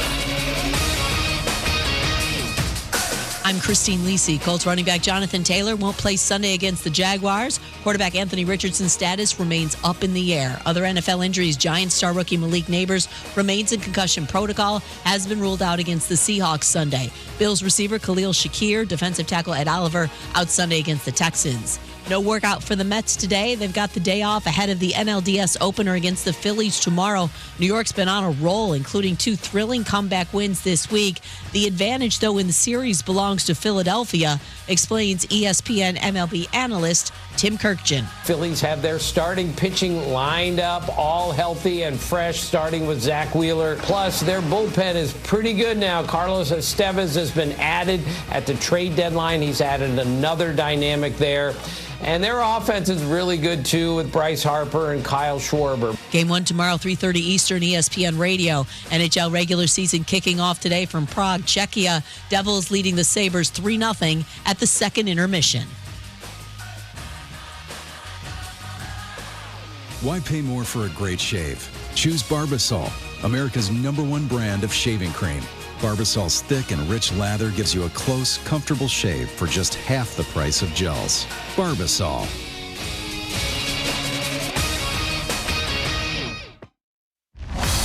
Now, The Hunt Palmer Show. Waiting to rise again. You're listening to The Hunt Palmer Show. Brought to you by Corks, Cajun fried fish and shrimp on 104.5 ESPN Baton Rouge. This is the moment you've all been waiting for. Locking down the middle of the day. Live from the Mercedes-Benz of Baton Rouge studio. This is Hunt Palmer. Hour 2, Friday edition of the Hunt Palmer Show, brought to you by Corks, Cajun fried fish and shrimp. Last hour of the week for us. Hope your work week's been a good one. I hope that it's over. If it's not, we'll get you to the finish line here on 104.5 ESPN Baton Rouge. Got some Heisman odds we want to look at here in the next segment, and got some Saints news as well that we will certainly get to in hour number 2. Back to this point, and we started off against SEC picks 9-6. Yep. Week 1 off to a really solid start. 4-8 after that, which dropped us to a game under 500. We were 6-6 in week 3, so we were still 1 game under 500. Still treading water week 4, 4-5, dipped to 2 games under, and the bottom fell out last week in a 1-4. Atrocious effort. When I said I felt a 5-0 was coming. Yep. You've listened to these picks. You've watched these picks. You've checked out the accuracy of these picks. What's my issue? Why am I 5 games under 500? Well, first of all, you have completely misjudged Vanderbilt, obviously. I didn't get Vanderbilt right last year. Yes. How am I supposed to get Vanderbilt right? But because I've tried to tell you since the first game of the season that they're not that bad, and you have continually picked against them, and they continually prove you wrong. Do you know who they're playing this week? Yes, I do. That is a bit of an issue. It is, however. Alabama coming off a pretty big win against Hangover Georgia. Spot. It's in Tuscaloosa. I've been hungover in Tuscaloosa. I've been hungover in Nashville too. Yeah. 2 great places. They are good places to get hungover. So we've got to come up with a system, and I've got to execute it properly. Yes. So you sound like a real coach right now. I have done that this week. So let's get to work. All right, we start with the 11 o'clock kickoff, Missouri at A&M. This game is awesome for a lot of reasons. Missouri thinks they've got a chance to be a playoff team. They think they're among the elite in the SEC. A&M's trying to fight and scrap and claw back. They've got a nice win in the swamp. They beat Arkansas. Like, they're feeling pretty good about themselves in year 1 under Elko. Somebody's going to feel really good about themselves after this one. Somebody is going to be feeling a little bit dejected. Now, A&M's got the worst passing offense in the Southeastern Conference. They've handed the keys to Marcel Reed. I don't know if it's him or Connor Wigman tomorrow. We'll just have to see. But they have not thrown the ball well. Missouri held Boston College to 49 yards on 26 carries. And Vanderbilt running backs didn't really hurt them either, only 70 yards in that game against Missouri, but Pavia did have 84. Now, Noah Noel has been most of Missouri's offense. Can they just hand off and run it to him and run at Texas A&M? I don't like that matchup at all. I love Texas A&M minus 2.5 here at home. Give me Missouri. 2:30 game. Auburn at Georgia. 22-point number here. The Dogs are favored. Now, Auburn is 8th in the SEC in total offense and 11th in total defense. Pretty mediocre, but not atrocious, which their record is. Auburn is dead last in the SEC in time of possession and almost last in the country in turnovers and turnover margin. Look, I think that Kirby is glad that Georgia lost last week. I think he's happy about that. I think it allows him to take that team that never deals with a loss and never deals with any adversity and allows him to whip them into shape. I think he's going to have a great week of practice. I think he's going to have a great game plan, and I think they're going to overwhelm Auburn at Jordan-Hare. I don't think 22 is enough, so what do? We take Auburn. We take the Auburn Tigers. 2:30 kickoff, Ole Miss -9 at South Carolina. Ole Miss could not block Kentucky at all. 4 sacks, 7 tackles for loss. They only ran for 92 yards. Now you go to South Carolina. Kennard and Stewart are awesome on the edges. Ole Miss has 2 offensive linemen that might not play. Their injury report looked like War and Peace this week. But I don't love Lenore Sellers at quarterback for South Carolina. I don't think he's great. You look at the environment. You look at the spot. Ole Miss is desperate. Good environment. Tough matchup for the Rebels. Do we know if they're really good? Are they bad on the offensive line? When I look at this game, I really think that South Carolina and the 9 points seems easy money. You give me the Rebs, I lay the 9. This is where we're at right now. You get the vibe. You get the drift. You understand where we're going here. 3:15. Vanderbilt's at Bama. Is it Bama at Vandy? No, Bama's at Vandy. It's at Vandy. At Vandy. I said that wrong. Either way, I got it right here. Vandy's catching 22.5. Missouri and Virginia Tech are not Alabama. We won't act like they're Alabama. And Vanderbilt lost to Georgia State. That's not very good. In that game, they gave up 157 yards. Turner Field. It is what it is. They gave up 157 yards on the ground in that game. This feels like the game that Diego Pavia is going to take a shot that he doesn't need to be taken because Alabama's bigger and stronger and faster than anybody Vanderbilt puts out on the field. If I look at this game and you were going to tell me, I'm not going to tell you the point spread, just what's the score going to be? I would tell you the score is probably going to be 48-10. So in that way, anchor down, give me the doors back. Let's go. We like that. We're going the opposite. Now here's where the issue comes in. Tennessee at Arkansas. If you would have told me what's that line going to be, I would have said at least 20. It's not. It's 13.5. This line absolutely reeks. Vol defense should be Vol defense should be tough on Arkansas. And this line being so stinky, I would say, well, obviously Tennessee's going to cover, so I'll go with Arkansas. That would be the play. But I'm trying to do the opposite of what I'm doing. Well, now you're in the matrix because I would be fading myself on this, but the exercise is fading myself. Do I fade myself fading myself? I don't know what happens here. Fadeception here. We're going with Arkansas. I don't know. We're going with Arkansas. We're taking the points. That's what we're doing. And in the last game, Central Florida is at Florida. Central Florida is a favorite over Florida. A 2-point favorite in the swamp. What is going on? That's stinky. KJ Jefferson beat Florida last year. We don't know, but we think he would be the first quarterback to ever go into the swamp in consecutive years and win because no one ever goes into the swamp in consecutive years. Now we got the portal, and he can. He did it with Arkansas last year. Could do it with Central Florida this year. Central Florida is the number 2 rushing offense in the country. Florida is 113th in the country in yards allowed. A&M and Miami absolutely roasted this Florida defense. Gus Malzahn's a good play caller. KJ Jefferson can really run. Central Florida should win this game. They should potentially roll. Give me Sun Belt Billy. Give me the Gator Chomp. Give me Mr. Two Bits. Give me Won't Back Down. Sun Belt Billy covers the number of 2. That's my SEC picks against it. I've got something for you, Hunt. What is that? Hold on 1 second. Instead of tuna salad and being intimidated by women, chicken salad and going right up to them. Yeah, I should do the opposite. I should. If every instinct you have is wrong, then the opposite would have to be right. Yes. I will do the opposite. I used to sit here and do nothing and regret it for the rest of the day. So now I will do the opposite, and I will do something.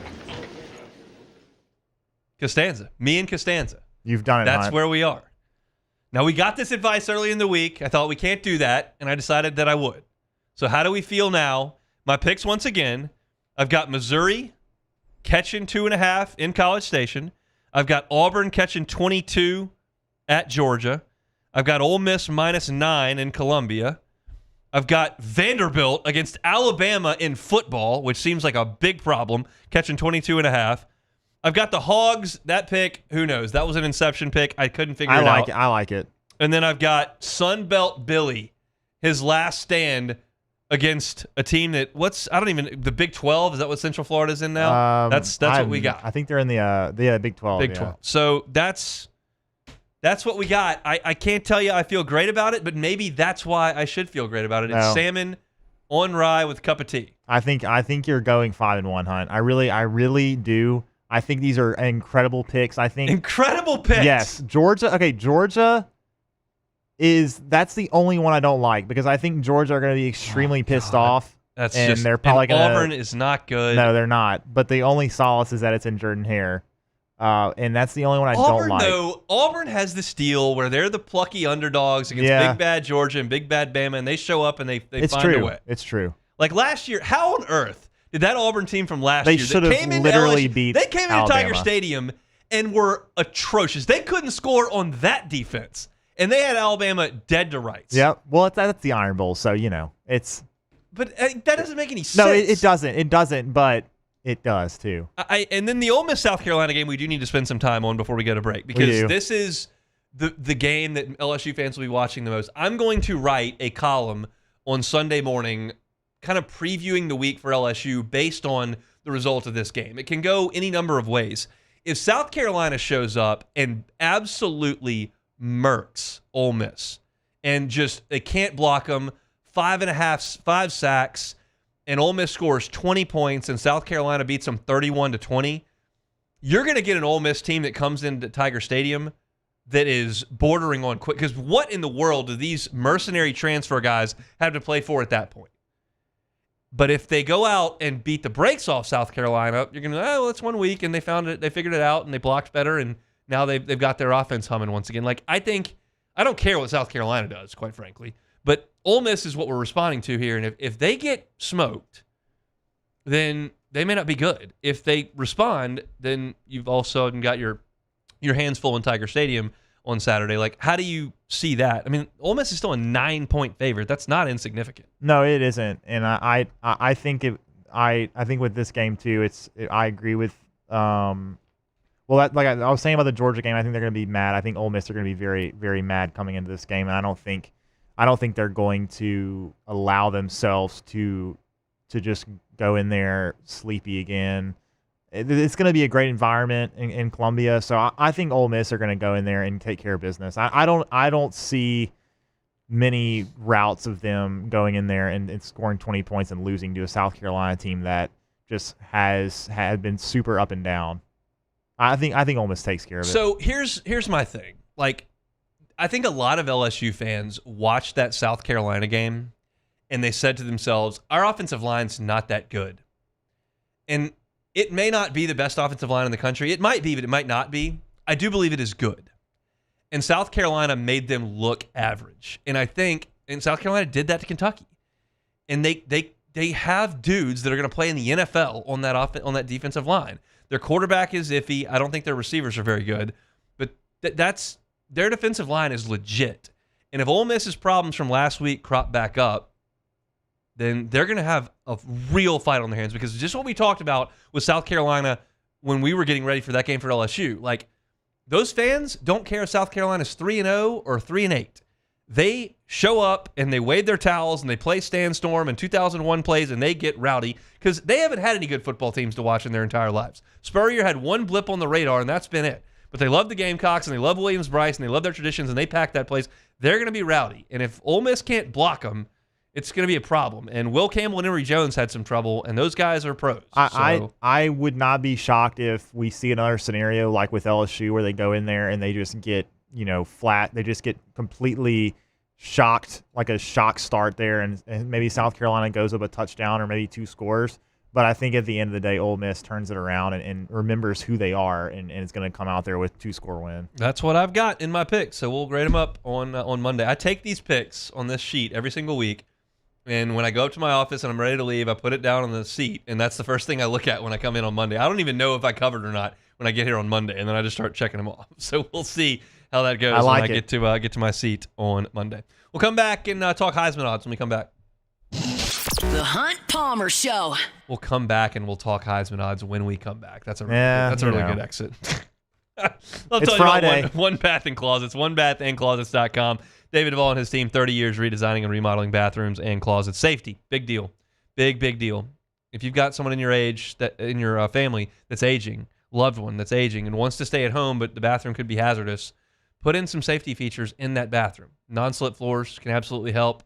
Guardrails around those hazardous areas can help. Walk-in tubs are convenient and safer. Benches in the shower are safer. All those things can be done with David Duvall and his team at One Bath and Closets. Get the free consultation. That part doesn't cost you anything. They can tell you what their capabilities are, what may work best for you. They'll talk about pricing, and then they can talk about financing with your pricing as well. If you're terrified about taking on a home remodel, we'll talk about their 0% financing options. They've got that available to you. But you've got to get that consultation and make that happen first. Go to the website, onebathandclosets.com.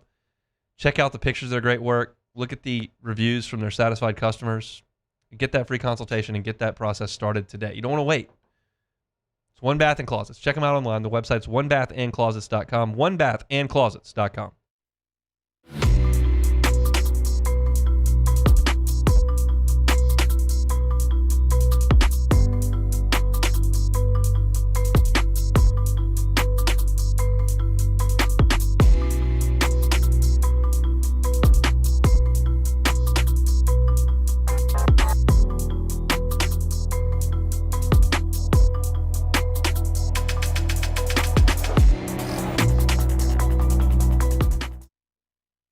Gulf Coast Office Products is a nationally recognized Savin office equipment dealer based right here in Louisiana. Over 100 employees strong, Gulf Coast has the boots on the ground to support all vertical markets from education, engineering, legal, and finance. With the latest in office technology from desktop to production segment units, Gulf Coast and Savin have the perfect fit for you.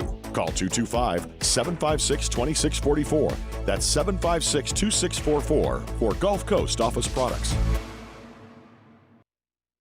Breck teamed up to reimagine your parks, and you imagined big.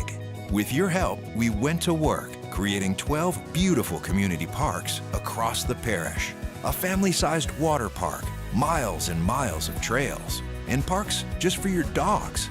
There are more places to splash, to explore, to run wild, and even soar. You imagined, we delivered. Gold. Breck, your #1 park system in the nation. Electricity is all around us, and our families depend on it. Every day is sparked by the power of a cold drink or a warm meal, a movie night, and a comforting light at the end of a dark hallway. From sunrise to sunset, playtime to bedtime, our team is ready to take care of your electrical needs. Even in the case of an after-hours emergency, the light in your life shines brighter with Mr. Electric.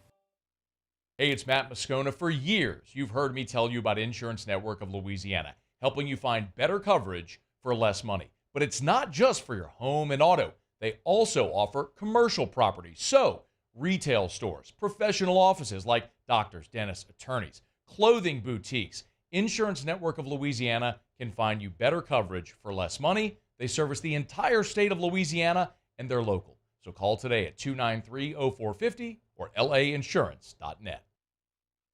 Jerry and Benny Payne began Central Plumbing Company out of their driveway in Tanglewood subdivision. 50 years later and 4 generations down the road, we continue to serve Baton Rouge and the surrounding areas for all of their plumbing needs. Residential, commercial, industrial, or hospitality, Central Plumbing is here 24/7, 365. We want to thank our customers, family, and friends for 50 years of success. This is the Hunt Palmer Show, brought to you by Corks, Cajun fried fish and shrimp.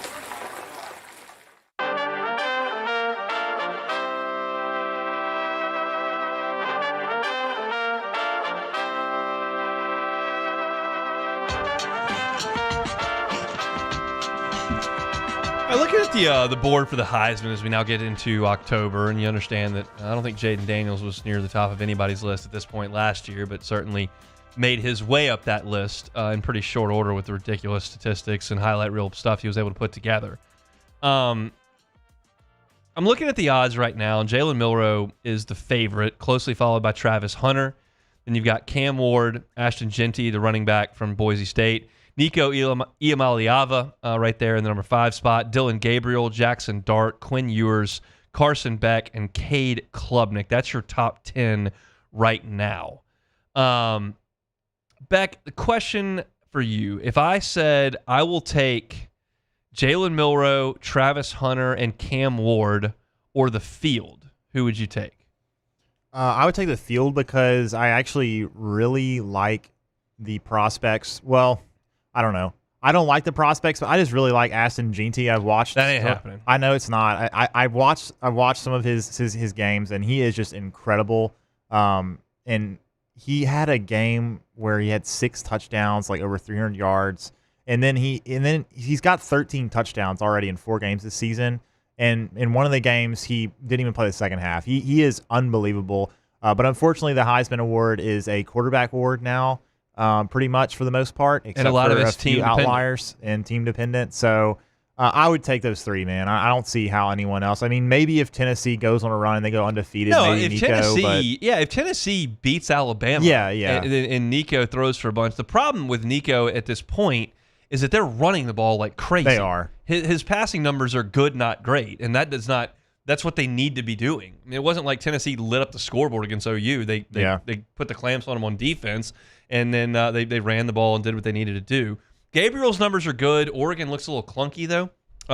Dart is 1 week away from being on the brink. He's plus 2,000 at this point. Ewers has been hurt, so he's like plus 2,500. He would have been a great pick before the injury because they went up to Michigan and looked awesome.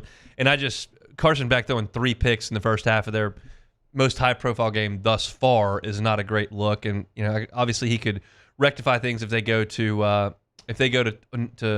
Austin and win, and then he beats Alabama in the SEC championship game, which would count. That would be a big deal for him. And Klubnik, I mean, they scored what on Georgia in the first game? Yeah, that would be a tall order. I'm shocked he's even on there. So the question is, if I gave you a fresh 100, who you throwing that down on of your top 3 guys with Milroe, Hunter, and Ward? I feel like there's gonna be. I don't know. It's just hard because if they don't win at least like 8 or 9 games, I still don't. Do you think they will? No, I don't. I think they're going to win 7. I think they're going to win 7, maybe 8. But I think right now the best spray on the board is Cam Ward. Now I realize things got dicey last week and they almost lost, but he did have huge numbers in that game. And I think Miami's probably the best team in the ACC. Yeah. They've probably got the best chance to go undefeated. Alabama still has to go to Knoxville and to Baton Rouge. So Milroe could hit a bump in the road there at either place. I think Cam Ward is the best bet because I know his stats are going to be awesome because he's just going to throw it all over the place. I don't know if Miami, from a team perspective, is going to hit it. Plus, his odds are twice as good in terms of return as what Jalen Milroe's are. Jalen Milroe, I'm looking at either plus 280, plus 270, either one of these 2 spots, and Cam Ward's plus 600. So he's twice as good. And I think that he, to me, right now feels like that spot. But I have a hard time pulling the trigger on that because I so very little trust Mario Cristobal. Yeah, it's hard to trust him. But Travis Hunter should probably win because we haven't seen anyone do what he's doing since I don't even know the last example of somebody who's been so good on offense and defense. Nobody. I mean, you would go, oh, Charles Woodson did. Well, he didn't. Yeah. He played offense like every once in a while. Like Travis Hunter plays wide receiver. Yeah. So as I look at Miami's schedule, they're at Cal this week, which is, Cal's trying to be they got game day. It is game day, and Cal's trying to be. Is going to be there. He's going to be doing guest picking, which I think is fantastic. They're at Louisville, which is fairly high profile. We'll see what Louisville does against SMU this week. Florida State looked like a big spot for him. It doesn't look like that anymore. And then after that, you got Duke, Georgia Tech, Wake Forest, and Syracuse. So Syracuse is not bad. No, that's 2. There's 2 sides to that coin. One side is looks like he can throw for 350 and 3 touchdowns every week if he wants to. Yeah. But you better not lose. That's you can't the lose. Issue. That's the problem. You can't go to Georgia Tech and lose. You can't play Wake Forest in Miami in front of no people and lose.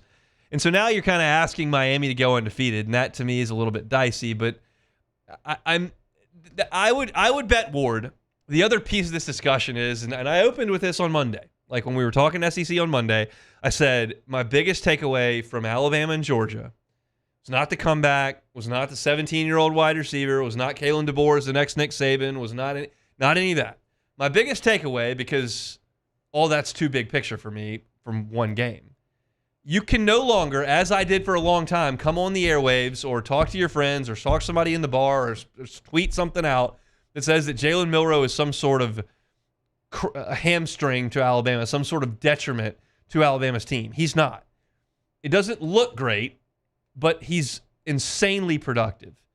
And I think he's probably got the best chance to win the Heisman. He just doesn't have the best, it's not the best bet, if that makes sense. Yeah, no, I agree. And I mean, the odds obviously aren't super good. Plus 210, but with plus 500 for Cam Ward, I think I'd probably lean there as well. I just can't believe after watching last year, after watching when Bryce Young got hurt and they put him in, and then Arkansas was the game he played, and then last year through 3 weeks, he got benched. They sent him to the bench when they played South Florida. To see him potentially be the Heisman winner, it just blows my brain. Yeah. Like, I can't recall someone I thought so little of that it would ascend to that. Like, last year, I was dismissive of Missouri's running back, Schrader. After LSU played him and he had a couple runs, I mean, LSU's defense was so bad, and I was like, that guy is not that good.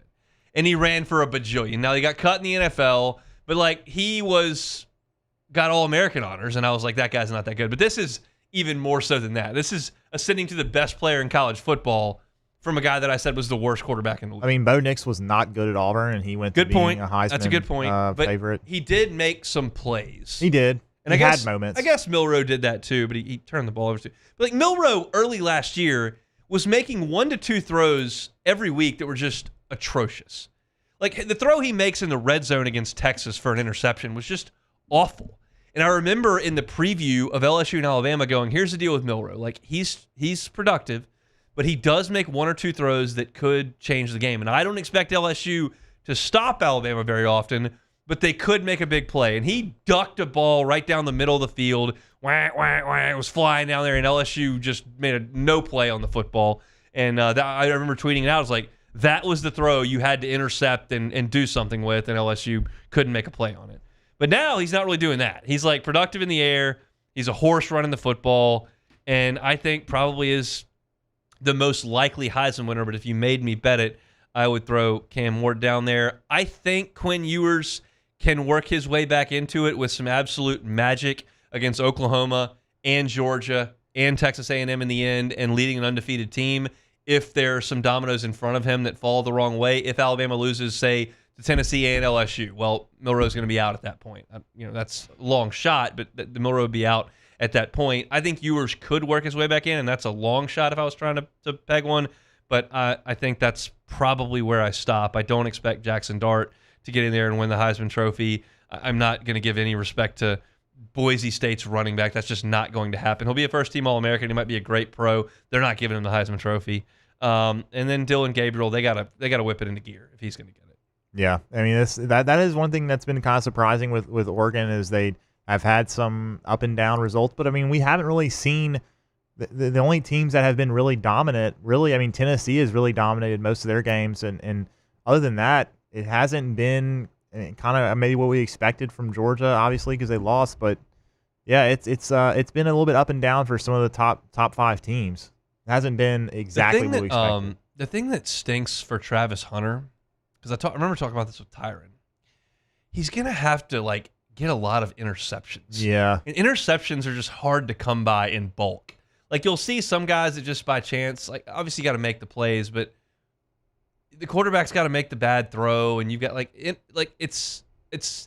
don't get noticed as much if you just have great coverage and they don't throw it at you. Like, that's not going to get you the Heisman Trophy. That gets you drafted in a hurry. You got to get picks, and that's going to be hard for him to do. Like, teams are just not going to throw it at him, I don't think. So if he ends up with 8 or 9 interceptions, that'll be incredible. If he ends up with 3, but he's in great coverage all the time and no one throws it over there, well, that's going to be hard to validate for the Heisman Trophy. So it's It's just hard to get defensive statistics at work. That's why Tyron had to run the kickback against Arkansas and had to run the kickback against Georgia and needed to run another one back against Georgia. And that's a lot to ask for to win the Heisman, but we'll see.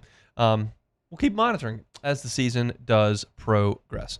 We'll come back. Saints just have terrible injury news all over the place. Their offensive line is in some shambles. We'll tell you what the latest development is from practice today coming up next. The Hunt Palmer Show. LaBerge, Baton Rouge. You got to make it your game day headquarters this season. They got the biggest screens around, and now you can dine and bet and watch all the games at ESPN Bet inside LaBerge. I tell you every week, more so importantly today because we got college football tomorrow, join the SEC Cover 5 contest. You got to download the app, the Pin Play app, then the Cover 5 app, and then you pick 5 SEC games against the spread. You can earn points based on how well your picks do relative to the spread, and you can beat me and the 106 other people in the pool. Last week, not my best. There were 107 people in the pool. I got 106. That's about as bad as you can do. I'm coming back this week. You've already got some of my picks. I gave them on the show.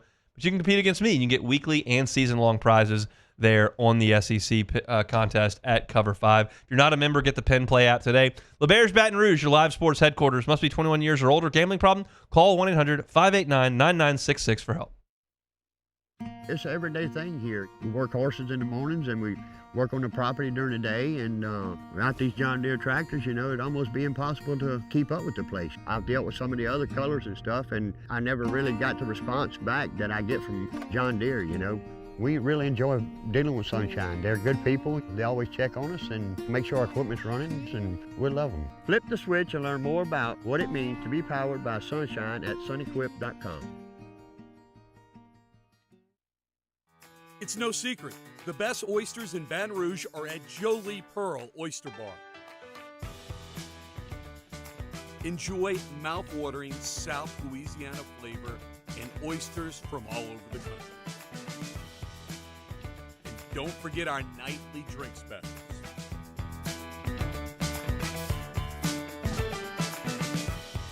Jolie Pearl Oyster Bar, located in downtown Baton Rouge. There it is, the extra mile, on the border of expected and extraordinary for those willing to go further, like vans customized for work or play, with safety and tech to keep you connected, supported by a 5-star sales, service, and finance team, and backed by the 1-star you know. So go the extra mile. It's never crowded because so few have what it takes to go there. Mercedes-Benz Vans. I've been doing business with Luba for 25 years. They're dependable, trustworthy. It's just the attention to detail with our clients. Our folks have years and years of experience. They're highly trained professionals, but many companies have that asset. What I'd like to think makes Luba a bit different is that we use those talents in a way that truly is dedicated to serving the needs of the folks who depend on us.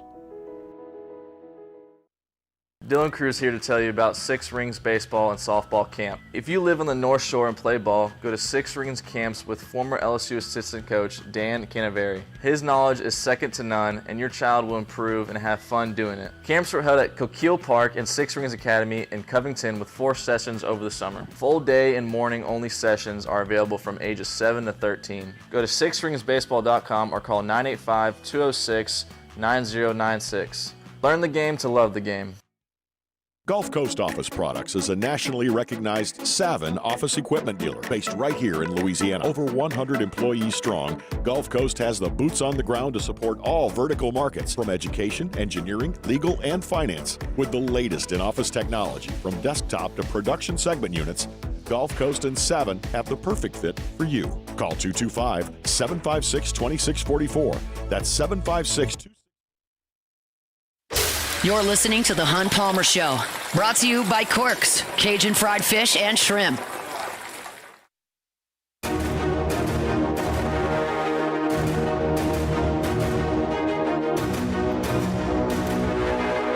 All right, 25 minutes to go here on a Friday edition of The Hunt Palmer Show, brought to you by Quirks, Cajun fried fish and shrimp. Get on by Quirks, get you a late lunch, early dinner. Fantastic, crispy fried catfish, crispy shoestring fries, got your jumbo Gulf shrimp. They've also got a fantastic po' boy over there. If you ever find yourself going, man, where can I get a great po' boy in Baton Rouge? Corks. They got an awesome shrimp po' boy. Personally, I go mayonnaise and lettuce only, but you do what you want to do. Corks is awesome. They can feed your tailgate, feed the office, feed a high school football team if that's what you're trying to do on a Friday. They're happy to do that. They got all your sauces there. You got your ketchup, your classic cocktail sauce, tartar sauce. I go with the Cork sauce. It's fantastic stuff over there. Check out the menu, corksfishandshrimp.com, corksfishandshrimp.com. All right, Beck, this is something that you try to impart on young people early in their lives. You say you got to be a man of your word. Your word's important. You got to stand up for something, believe in something, Absolutely. Right? So that's what you got to do. Mm-hmm. So yesterday I told you, I don't want to hear about injuries. Right? You did say that. It's not an excuse in the NFL. Everybody's got injuries. I went through all the NFL games earlier. There are teams that don't have their entire offensive line ready to play. The Chiefs have no pass catchers except for Travis Kelce. Yeah, they don't have any of those. They got Pacheco's gone. Rasheed Rice is gone. They got real issues. They lost Hollywood Brown before the season started. Injuries, no excuse. That was 24 hours ago? It was. I might have to make an excuse. Oh, okay. Maybe have to make an excuse. Yeah. So the Saints started this thing with Eric McCoy at center, correct? They did. Okay, he's out for a month. Plus. At least. So Cesar Ruiz played center in college. You could move him over, right? Yeah. No, you can't because he's got a knee injury and he's not going to play. Okay, so they had to kind of resort to some issue on the fly. They put Lucas Patrick in at center right when McCoy went down, so he could potentially play center, even though he didn't last week. But he could. Well, he left practice early and was not in uniform today. He did. And so the last guy on the roster, Shane Lemieux, who they pulled up from the practice squad to go play center last week, well, he wasn't at practice today either. He's got an ankle injury. Yep. McCoy, Ruiz, Patrick, Lemieux. That's 4 options at center that they don't have. They don't have them. So they've got some other guy, something called a Connor McGovern. Yes. Off the Jets their practice center squad. now. Yep. Off the Jets practice He squad. played for the Jets when? I'm not sure, but I think he's been in the league for 8 years, I think is what I saw. He's been in Metairie for 15 minutes. Maybe a day, if that. And that's your center in Arrowhead. Connor McGovern was a fifth-round Might as well pick. have Connor McGregor. Yes, he played for the Broncos for 4 years, played for the Jets for 4 years, and now he's with the Saints. So, Buddy DiLiberto, R.I.P., always had an angle. Yep. Back before sports betting was legal, and he would say, "Look, you find an NFL team that doesn't have their starting center, you lay some lettuce on the other side." Well, what if they don't have their second team center, or third team center, or fourth team center? Maybe it's like a reverse thing where they actually are better with him. Who knows? Maybe you take out a second mortgage on your house and dump all of it on the other team. So this Arrowhead place they're going to play, quiet or loud? Pretty loud, I think. Oh, well, I mean, surely it's, NFL games are a little bit early. It can be a little bit sleepy. I mean, it's a primetime game? Yeah, it's Monday night. A Monday night football game with the eyes of the nation watching. Okay, well, here's they don't have anybody on the interior defensive line that's any good, though, right? No. Well, actually, they do. Oh, they have Chris Jones. Yeah, Chris Jones is pretty good. I think he was an All-Pro. This is a freaking nightmare. Here is the please paint the this in a upshot positive of it. light. Yes, so I'm just doing a little bit of basic research on Connor McGovern. Okay, and he actually was a starter for the Jets for a couple of years. He signed a 3-year, $27 million deal in 2020 with them, and started all 16 games in 2020. Seemed to be reasonably good, and entered the 2021 season as a starter. Got a knee injury in Week 16, got on the IR. Re-signed with him in 2023, was the starting center again, but then first 7 games got on the IR again. And so then the Jets re-signed to the practice squad this year. So he's had some injury issues. However, when he was healthy, he seemed to be pretty good. So you got a 5th-team guy who's being held together by duct tape and screws that's going to go out there with no knowledge of the playbook and try to block Chris Jones in Arrowhead. Yes, that's the idea, I think. Other than that, Miss Lincoln, how's the play? Other than that, Taysom Hill not practicing. A.T. Good. Perry was waived. Peyton Turner didn't practice. Right. And Peyton Turner didn't practice. Yeah. He just made his first play. Yeah. It was his first play as a Saint. Well, of course, so since that happened, he had to have an injury. That was just par for the course. But We're going for a 1 TFL per injury. Yes. I don't even think we're that good. Man. But hey, look, Willie Gay was observed briefly at practice. So briefly he was observed. That's good. Willie Gay. Yeah. Has played for the Chiefs. He knows Arrowhead. He knows all the great gonna barbecue spots to yeah. hit. He'll know where to go in the stadium. He'll know where the parking spot is. That's all well and good. Yes. We're being a little bit tongue in cheek here, and we'll take some honest time to break down this game on Monday on game day. The Chiefs have had their issues. I actually saw a deal where their last 7 wins are by 1 score. They're not the unstoppable force that the Patriots were with Brady in his prime and what they have been at times, especially offensively with Mahomes. And I do think the Saints defensively have enough guys to keep the Chiefs in check. I'm not sitting here and forecasting a Saints 26-point loss at Arrowhead. But I do think it would be completely and utterly naive to sit here and suggest that a team that's on its 5th center against one of the best defensive players in football, in one of the most intimidating environments in football, is not up against it in a big way. Like that is tough. This McGovern guy, the Jets know how good he can be. Yes. And they got him on the practice squad. So that's true. It's not like the Jets are blocking great. Aaron Rodgers got knocked around all over the place last week and got hurt. So he's got a bad knee now. So like this is a big bad situation. And it'd be one thing if you had, I'll give an example, like for LSU, like you've got 2 really veteran guards. If your center came out, like those guys can help him along.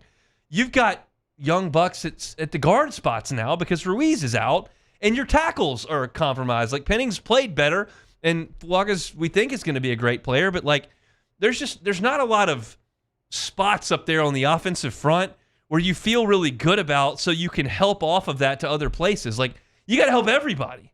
So this is as impactful an injury situation as you've had. And I'll just say this candidly. Like, I feel a little bit bad for Dennis Allen. Not a lot bad. He's paid really well. He's a great defensive coach. Even if he is fired from this job, financially he's going to be fine. He's been in New Orleans for a long time. That's as long as anybody in the NFL can hope to be stable with a family, as he's been here for almost a decade. But this is your last shot to be a head coach, and you can't keep anybody on the field. And so while what I said yesterday still rings true, that like injuries can't be 94% of why you're losing football games because everybody else is dealing with them too, and the Chiefs are certainly trying to figure out who's going to catch the ball from Patrick Mahomes.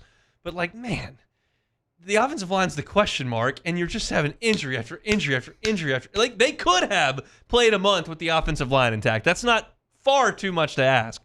They could have played with just the backup center. Not far too much to ask. To have 4 guys go down at one position and have to reach into the depths of the practice squad from some other team to call somebody up to go face one of the best players in the league.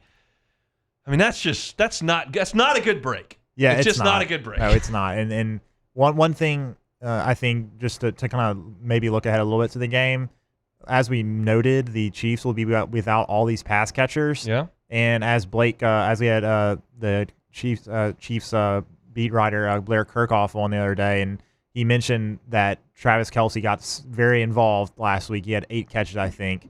The Saints have struggled with tight ends in the past. Yes. Not TJ Hawkinson, for the Vikings. Or no, who was it for in the loss to the Eagles? Not Dallas. Goddard was just unbelievable. They have to double team Kelce on every single play. He's the only guy that can hurt them, at least from the outset.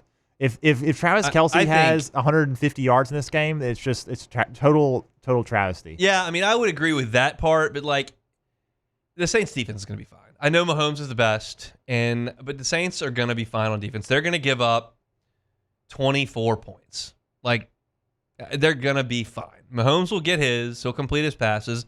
Hopefully the Saints get a turnover. And they're not going to hold them to 9, but I think they'll hold them in the low 20s. They're not going to give up 40. Like, they'll be fine. I just worry about the offense functioning, especially the run game functioning with Jones wrecking shop against a guy that doesn't know where the playbook is or what color uniform to wear. Like, that's a bit of a problem. So, either way, whether the Saints win by 30, lose by 30, or it's a tight game, We'll be at ESPN Bet in LaBerge coming up on Monday. Station's going to be there. Mockler's doing an awesome thing, and they're going to have us out. So we're excited to be out there on Monday. I love it because I live pretty close to there. So that's a pretty quick trip over there. Have some awesome food, some cold drinks, watch some ball, and get on right back home pretty quickly. So looking forward to Monday night. If you're looking for a place to watch the game, coming out to LaBerge, we'll be watching it in ESPN Bet. All right, we'll take one more time out, come back and close it out for the week. It's the Hunt Palmer Show. The Hunt Palmer Show. Boudreaux's Electrical Services. Neil and Melissa have been rocking and rolling 40 years at Boudreaux's Electrical. They are a certified Generac dealer. They are a premier Generac generator dealer. If you're a homeowner or a business owner that has commercial property, get that generator installed today. Boudreaux's Electrical can customize the type of generator that you need to your specifications, and you get the peace of mind of knowing that the power is not going to go out. That installation is going to be done with a first-class employee from Boudreaux's Electrical. They're going to do most of that installation underground, so it's not an eyesore outside your home or your place of work. And then it'll be functioning, ready to roll when that summer storm rolls in, when that hurricane comes through, when that winter storm rolls in, when that lunatic drives off the road and it's the electrical pole. You won't lose power. You'll be all right, and you'll have that Generac generator saving the day for you. You can give them a call at 985-397-1562. Again, that's 985-397-1562. They've had that number for 40 years. You've been in business for 40 years, you know what you're doing. They've also got a new location in Gonzales. 225-300-9389. That's 225-300-9389. I give you those numbers every day, but I can tell you to do it the easy way as well. Go to boudreauxelectrical.com. Get things started. Get that Generac home standby generator put at your home today. It's boudreauxelectrical.com.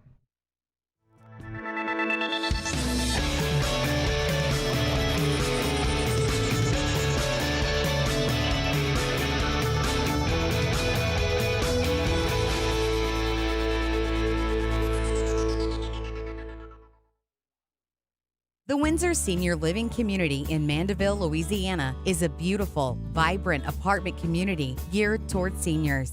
They are nestled right in the heart of Mandeville, where seniors live a more carefree lifestyle in spacious apartments with the peace of mind that comes from having a little extra help. Call the Windsor at 985-624-8040 to schedule a lunch and tour. Come see how the Windsor can be your passport to peace of mind.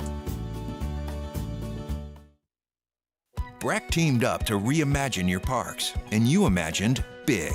With your help, we went to work, creating 12 beautiful community parks across the parish. A family-sized water park, miles and miles of trails, and parks just for your dogs. There are more places to splash, to explore, to run wild, and even soar. You imagined, we delivered. Gold. Breck, your #1 park system in the nation. There it is, the extra mile, on the border of expected and extraordinary, for those willing to go further, like vans customized for work or play, with safety and tech to keep you connected, supported by a 5-star sales, service, and finance team, and backed by the 1-star you know. So go the extra mile. It's never crowded, because so few have what it takes to go there. Mercedes-Benz Vans. Electricity is all around us, and our families depend on it. Every day is sparked by the power of a cold drink or a warm meal, a movie night, and a comforting light at the end of a dark hallway. From sunrise to sunset, playtime to bedtime, our team is ready to take care of your electrical needs. Even in the case of an after-hours emergency, the light in your life shines brighter with Mr. Electric.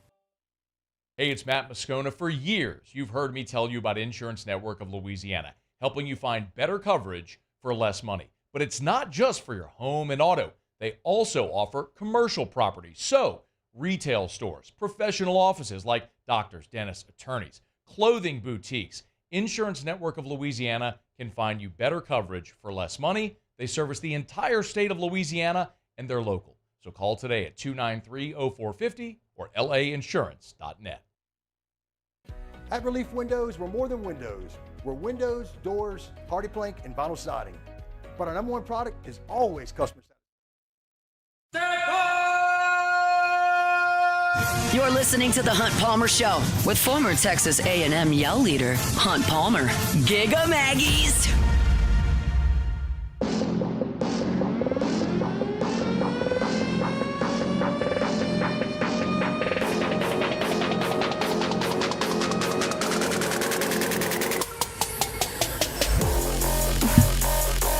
Well, let's close things out here on a Friday edition of the Hunt Palmer Show. You heard my yell leader intro there. Big game between Missouri and Texas A&M. 11 o'clock tomorrow. You're gonna be tuned in, huh? I'm not. No. I got 27 holes of golf starting at 8:30 in the morning. Good. I got 18.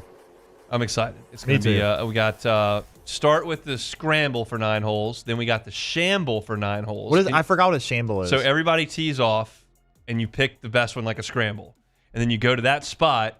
And all 4 players play their own ball from there, and you keep the best score. So I gotcha. That's like the that. shamble action, and then the last 9 is true alternate shot. So if you play a par 4, you're hopefully only going to hit 1 shot. So there's going to be some cocktails. Is there going to be in the last 9? Any money games involved here with maybe this is a a little tournament. Okay, it's an actual tournament. Okay. Our team has been inputted as a 4-man team at the tournament, so I'm very much looking forward to it. 2 good buddies. One guy I've never met, but apparently hits the ball a long way, which I like. That's I like good that for a a lot. scramble. Very good for a Very scramble. good. If he can bomb it down there, get the wedge game dialed in. We're excited. I'm very excited. I have not played golf since late July. Well, you had an injury, you know. It's a little dicey. I Maybe can still feel some things. I haven't you're tried. probable, so is that what you say? I'm very much probable. Like, yeah. no, I'm in. Like, Okay, I'm okay. off the injury report. Well, let's just say you're for the opponents, you're probable. You know, just to make them think about it for a you minute. can list me on the injury report if you want, Yeah, Lane Kiffin, yeah, but I'm yeah. playing. I will Okay. be out there because I know I can hit wedges. I don't have to play 18 holes. I just have to hit some Yeah. shots. So hopefully the rest of the guys take care of the heavy lifting on the hitting, and I can hit some putts and chips and whatnot. All right, let's play some Take It or Leave It. I'll take it. There it is again. Yep. You know, they both say take it or leave it on it, and sometimes I just click that Yeah, one. it's all But anyway, first one here. Terry Francona, Tito. His retirement lasted all of 1 year. Yeah. He's now headed across Ohio to manage the Reds. Take it or leave it. I'll take it. It's fine. He's a good manager, good guy. You know, the Reds have got a really young, talented team. I don't know if they're going to put it together, and especially considering they don't have any money, it doesn't. Probably not in 1 doesn't year, help. maybe not 2. But they had a good first half. And They kinda did. fell off a cliff. They've got some really good young pitching. Ellie De La Cruz is Ellie De pretty La Cruz good. is a freak. So yeah, I mean, these guys they're in there and They they're in there can't- and they they can't can't go quit, back no. out. If I'm Terry Francona and I've got all that money, I don't need to get back in the dugout. I want to go play golf, but he wants to go manage, so have at it. Yeah, it's just how some of those guys are, man. They Yep. can't give it up. Next one here, Kirk Cousins, after getting an overtime win in classic Kirk Cousins fashion, did his interview in the Dan Patrick Show from a Waffle House this morning. Take it or leave it. I'm gonna leave it. Whoa! Look, I'm not anti Waffle House. It sounds like you are. I'm okay going to, but I'm never gonna choose to go there. If there's a group that wants to go there for Waffle House, Waffle House, no, you are. It is. I'll Okay, eat the you're just- omelet. I'll eat some you're hash anti, browns. no. We'll get those. I believe we're gonna go covered is. That's just cheese, I think. Cheese. We want that, and then I believe chunked is the ham. That's the ham. I do yes. not want smothered because we don't want onions. Okay. But I think covered and chunked is what we're looking at there with the hash browns. That's fine. But I don't really care. If I never have Waffle House again, that'd be fine. Wow. Yeah. See, you're anti-Waffle House. You are. I'm You anti are. some stuff. I'm not anti Waffle House. I just don't need it. And Well, you know what? if I'm Kirk Cousins, I've got a chef that's gonna make me a delicious breakfast. He as can't opposed make to it like going into Waffle House, hon. It's just different. It just is different, okay? It is. Last one here. The MLB will finally get their Dream World Series matchup reunion of the Dodgers and Yankees. Take it or leave it. I mean, I'll leave it because there's too many other iterations that can happen, but I would watch that. I think you've got really compelling stuff. I think Padres-Dodgers is really compelling. I think Phillies and Mets is really compelling. I don't understand the Brewers. Yeah. It really frustrates me because I hate the Brewers, and I don't think they're good, but they kick our butt every single freaking year and win the Central, and then they get to the playoffs and just get absolutely exposed every single time. And it's disgusting to me that you're like, oh, these big markets, there's the Dodgers, they spend all the money, the Yankees spend all the money, and the Cubs should be that too. The Cubs should be the same. They had They're the not. highest payroll of any team not to make the playoffs. The Cubs did. And that's, and that's not counting also the amount of money they're paying the manager. I mean, I enjoyed the Brewers going out, but at the same time, I'm like, I'm not even good enough to relish in that. Exactly. Yeah. You're basically turning me into like an Ole Miss or A&M fan who you have to. Your successes are rooted in other people's failures. Yeah, it's like, okay, well, if the Brewers are gonna destroy us in the regular season and make the playoffs, at least do something. Don't go in there and throw a stinker. I mean, up that there. was a tough loss. Brutal. You got a 2-run lead, and your stud closer goes out there and gives up a 3-run jack, and then after the 3-run jack.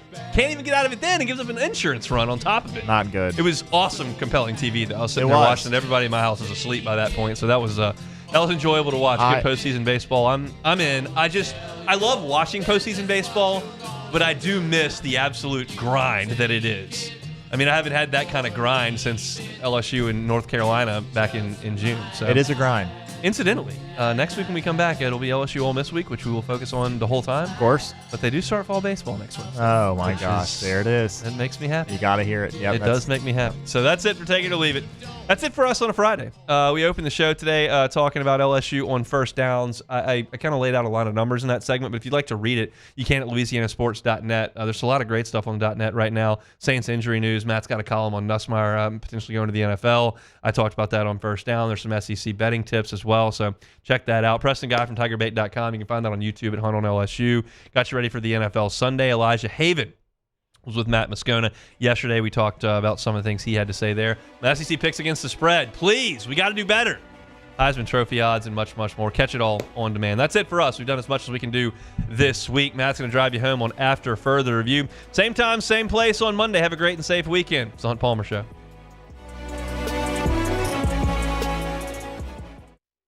Join us at Pro Dreams in Mandeville for our special event, A Day of Champions. Meet LSU National Championship winning head coaches Jay Johnson, Skip Burtman, and Paul Maneri.